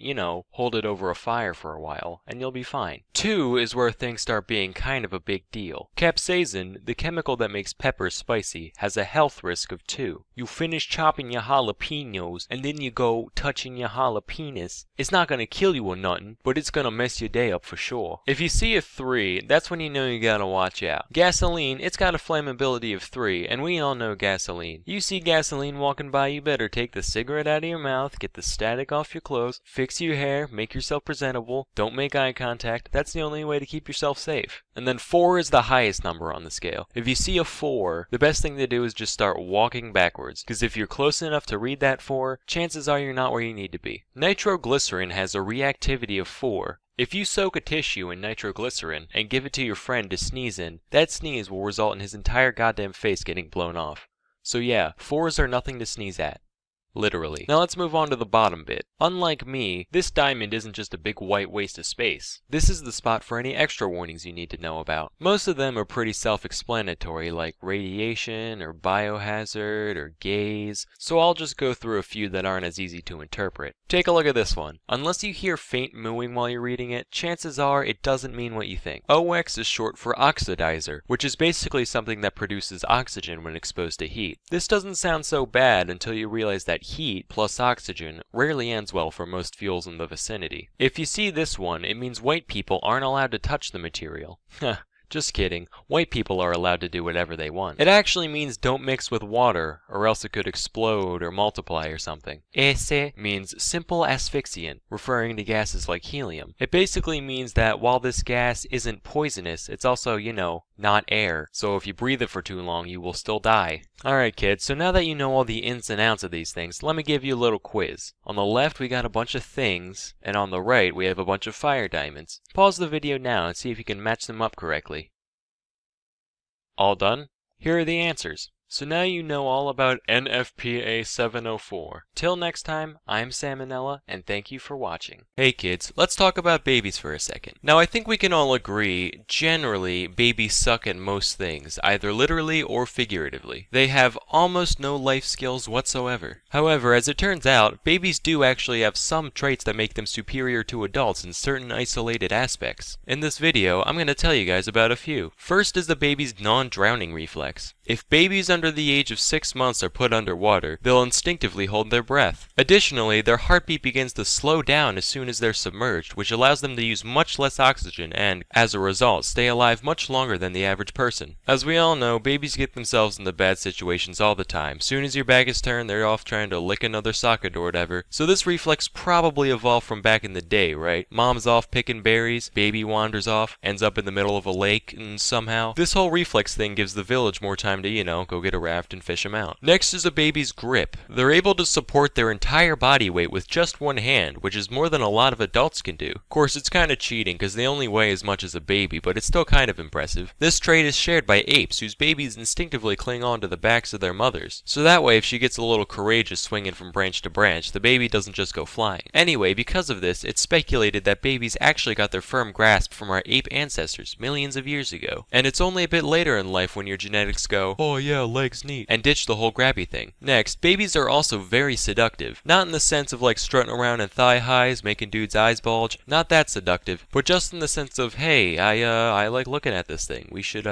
keep it alive for a while. Here's an example. If people saw a 5-year-old on the streets rolling around in a pile of its own shit, they'd be like, ugh, what a scumbag. But if an infant did it, people would still be like, oh man, little guy, I want to take you home, clean you up, put you in little hats. Yeah, it has to do with a baby's facial features like their large forehead and eyes, which set off a bunch of baby caring instincts in our brains, causing us to perceive cuteness. It's only when they hit like 2 or 3 when that all goes down the shitter. Lastly, babies have a surprisingly good concept of morality. According to a study by Yale University's Infant Cognition Center, babies are born with an innate sense of right and wrong. Here's how the study went, right? So first they put on a puppet show for the baby with these 2 rabbit dolls, and they made one of them act nice and the other one act like a dick. Then at the end of the show, the babies were offered either puppet, and in almost every case, the babies took the nice one. And you might say a strong grip on morality doesn't qualify as a superpower. Personally, I disagree. People are terrible at keeping their basic sense of right and wrong unless their society maintains it for them. Let me give an example. A few days ago in the Philippines, the president of the entire country basically said, hey, we should just start murdering every drug addict alive. right now. And this isn't seen as insane over there. No, millions of Filipinos are now on board with this. It is fucked. You see, babies lack the mental capacity to justify atrocities with shit like it's about the greater good, you know. They have no prejudice. They just see people as people. And honestly, I think we could all learn a thing or two from that. Not to get all George Carlin-y on you guys or anything. Anyway, that's all for today. Till next time, I'm Sam and Nella, and thank you for watching. Hey kids, today I've got another character study for you all, a man known as Zhang Zhengsheng. In 1881, he was born into poverty in the Shandong region of China. His father was a head shaver, not a barber mind you. If a head shaver's a barber, then a ditch digger's an architect. He also moonlit as an alcoholic. His mom, meanwhile, was a literal practicing witch and exorcist, already a recipe for success. Zhang joined a group of roving bandits at age 20, as one does, right around the Xinhai Revolution, where the Qing dynasty was overthrown and the Republic of China was established. But in 1916, the kidneys of the nation's widely disliked monarchist leader done shat the bed, causing a power vacuum that ultimately led to what is known as the warlord era of the Republic. During this time, different regions of China were constantly shifting hands between a collection of separate military groups, all of whom were ruthless both to each other and to the people they ruled over. And through charisma, favors to the right people, and a keen sense of military pragmatism, our humble highwaymen soon came to be one of these warlords. Now Zhang was quite skilled as a leader of war. After the Russian Civil War, he recruited thousands of fleeing white Russians, not beverages, but Bolshevik butchers, which bolstered his battalions and brought big bonuses to his bloodshed. He also made efficient use of armored trains, which proved to be highly cost-effective at transporting large amounts of troops and supplies. But that's not what you people care about. You want some clownage. Well, rest assured, Zhang was quite the character. Now, we all know the age-old debate between positive and negative reinforcement. On the one hand, if you treat people well, you'll probably get the same treatment back later down the line. But on the other hand, nobody's ever taught a tiger to jump through flaming hoops with just pets and temptations. And if you think that's messed up, that's because, well, yeah, it is. Circuses are fucking evil. But like all great leaders, Zhang knew how to appropriately apply both the carrot and the stick. As an example of the former, he defeated the forces of enemy General Wu Peifu largely by convincing members of his army to defect, with the promise that they could keep their original rank after switching sides, which he fulfilled. But then he was like, yeah, I don't know if my loyal men would be too happy about being outranked by strangers. Well, only one solution here. All my guys are ranking up. Problem was, so many officers were promoted that Zhang literally ran out of gold and silver to make new insignias. He was like, I gotta think about this. Went out for a smoke, looked down, hey, wait a minute, and had the rest of the emblems made out of the colorful foil found in cigarette packages. It's said that during the promotion ceremony, people would look down and notice their little star already had a rip in it before the event was even over. But hey, there's still a colonel or poobah or whatever now, they can't complain. On another occasion, he proudly announced that he would either win an upcoming battle or return home in his coffin. And though Zhang was many things, he was not a liar. So after he ended up retreating, his men paraded him through the streets in a casket while he waved and sheafed on a cigar. So you're probably wondering why they called him the dog meat general. At this point, my head was swimming with lurid fantasies about him eating dog flesh or wearing dog flesh or eating dog flesh. Turns out, nah, he was just real into pai gow, of which the act of playing was colloquially referred to as eating dog meat. And also because he ate dogs. He was also sometimes jokingly referred to as the three don't knows, since he didn't know how much money he had, how many concubines he had, or how many men were in his army. Well, funny, there was some truth to the nickname, which did sometimes cause issues. Some were minor. For one, he had a lot of trouble remembering the names of the 30 to 50 women of all nationalities in his harem, but he got around this by just assigning them numbers. Number 4 is real flexible, 27 makes a killer quiche, watch out for 14, she's a biter, and so forth. Other times, things got a little more dire. Later in his career, Zhang became the military governor of the province of Shandong, and while the warlord life suited him, domestic affairs were another story. Rampant human rights violations aside, the whole thing was just way poorly managed. For example, while Zhang did collect taxes on everything from theater performances to tobacco examination licenses, relatively little of his extortions went towards his war efforts or anything practical, with most of it being funneled into vanity projects and his own personal riches. So how did he fund his army? Well, for those playing at home, it's time to take a shot, because Zhang printed tens of millions of dollars worth of paper money in the form of military stamps with no reserve to back them up. Obviously, massive inflation ensued, but Zhang just said no, insisted the stamps had a 1-to-1 conversion with real money, and continued paying his men at the same rate. Fortunately for them, the invisible hand of the market is no match for the very visible fist of the soldier, because they just kick old merchant ladies' asses till they accepted the currency at face value. But unfortunately, kicking old ladies' asses can't solve everything. In the summer of 1927, Shandong was hit with a famine caused primarily by drought. At the time, many people prayed to Zhongxian, a folk deity, in an attempt to bring bring rain to these crusty lands. But Zhang Zhengshang, he don't get on his knees for nobody. He walked right up to the statue in Xi'an's temple, starts bitch slapping it, tells it to go fornicate with its sister, and then has his artillery crew fire shells straight into the sky for hours on end to show that god who he's dealing with. Sources differ on when the next rain was, but it did eventually rain, so in the end, Zhengshang got the last laugh. Speaking of which, our boy was also a renowned poet. Here's a piece he wrote about that very event. The sky god is also named Zhang. Why does he make life hard for me? If it doesn't rain in 3 days, I'll demolish your temple. Then I'll have cannons bombard your mom. Truly prophetic. He's got a few other good ones too. Let me just dim the lights real quick. Yeah. This one's called Visiting Mount Tai. From afar, Mount Tai looks blackish, narrow on top and wide at the bottom. If you flipped it upside down, it would be narrow at the bottom and wide on top. I like that one a lot because it's like he heard about metaphors without realizing they're supposed to have a second meaning. This one's titled Poem About Bastards. You tell me to do this, he tells me to do that. You are all bastards, go fuck your mother.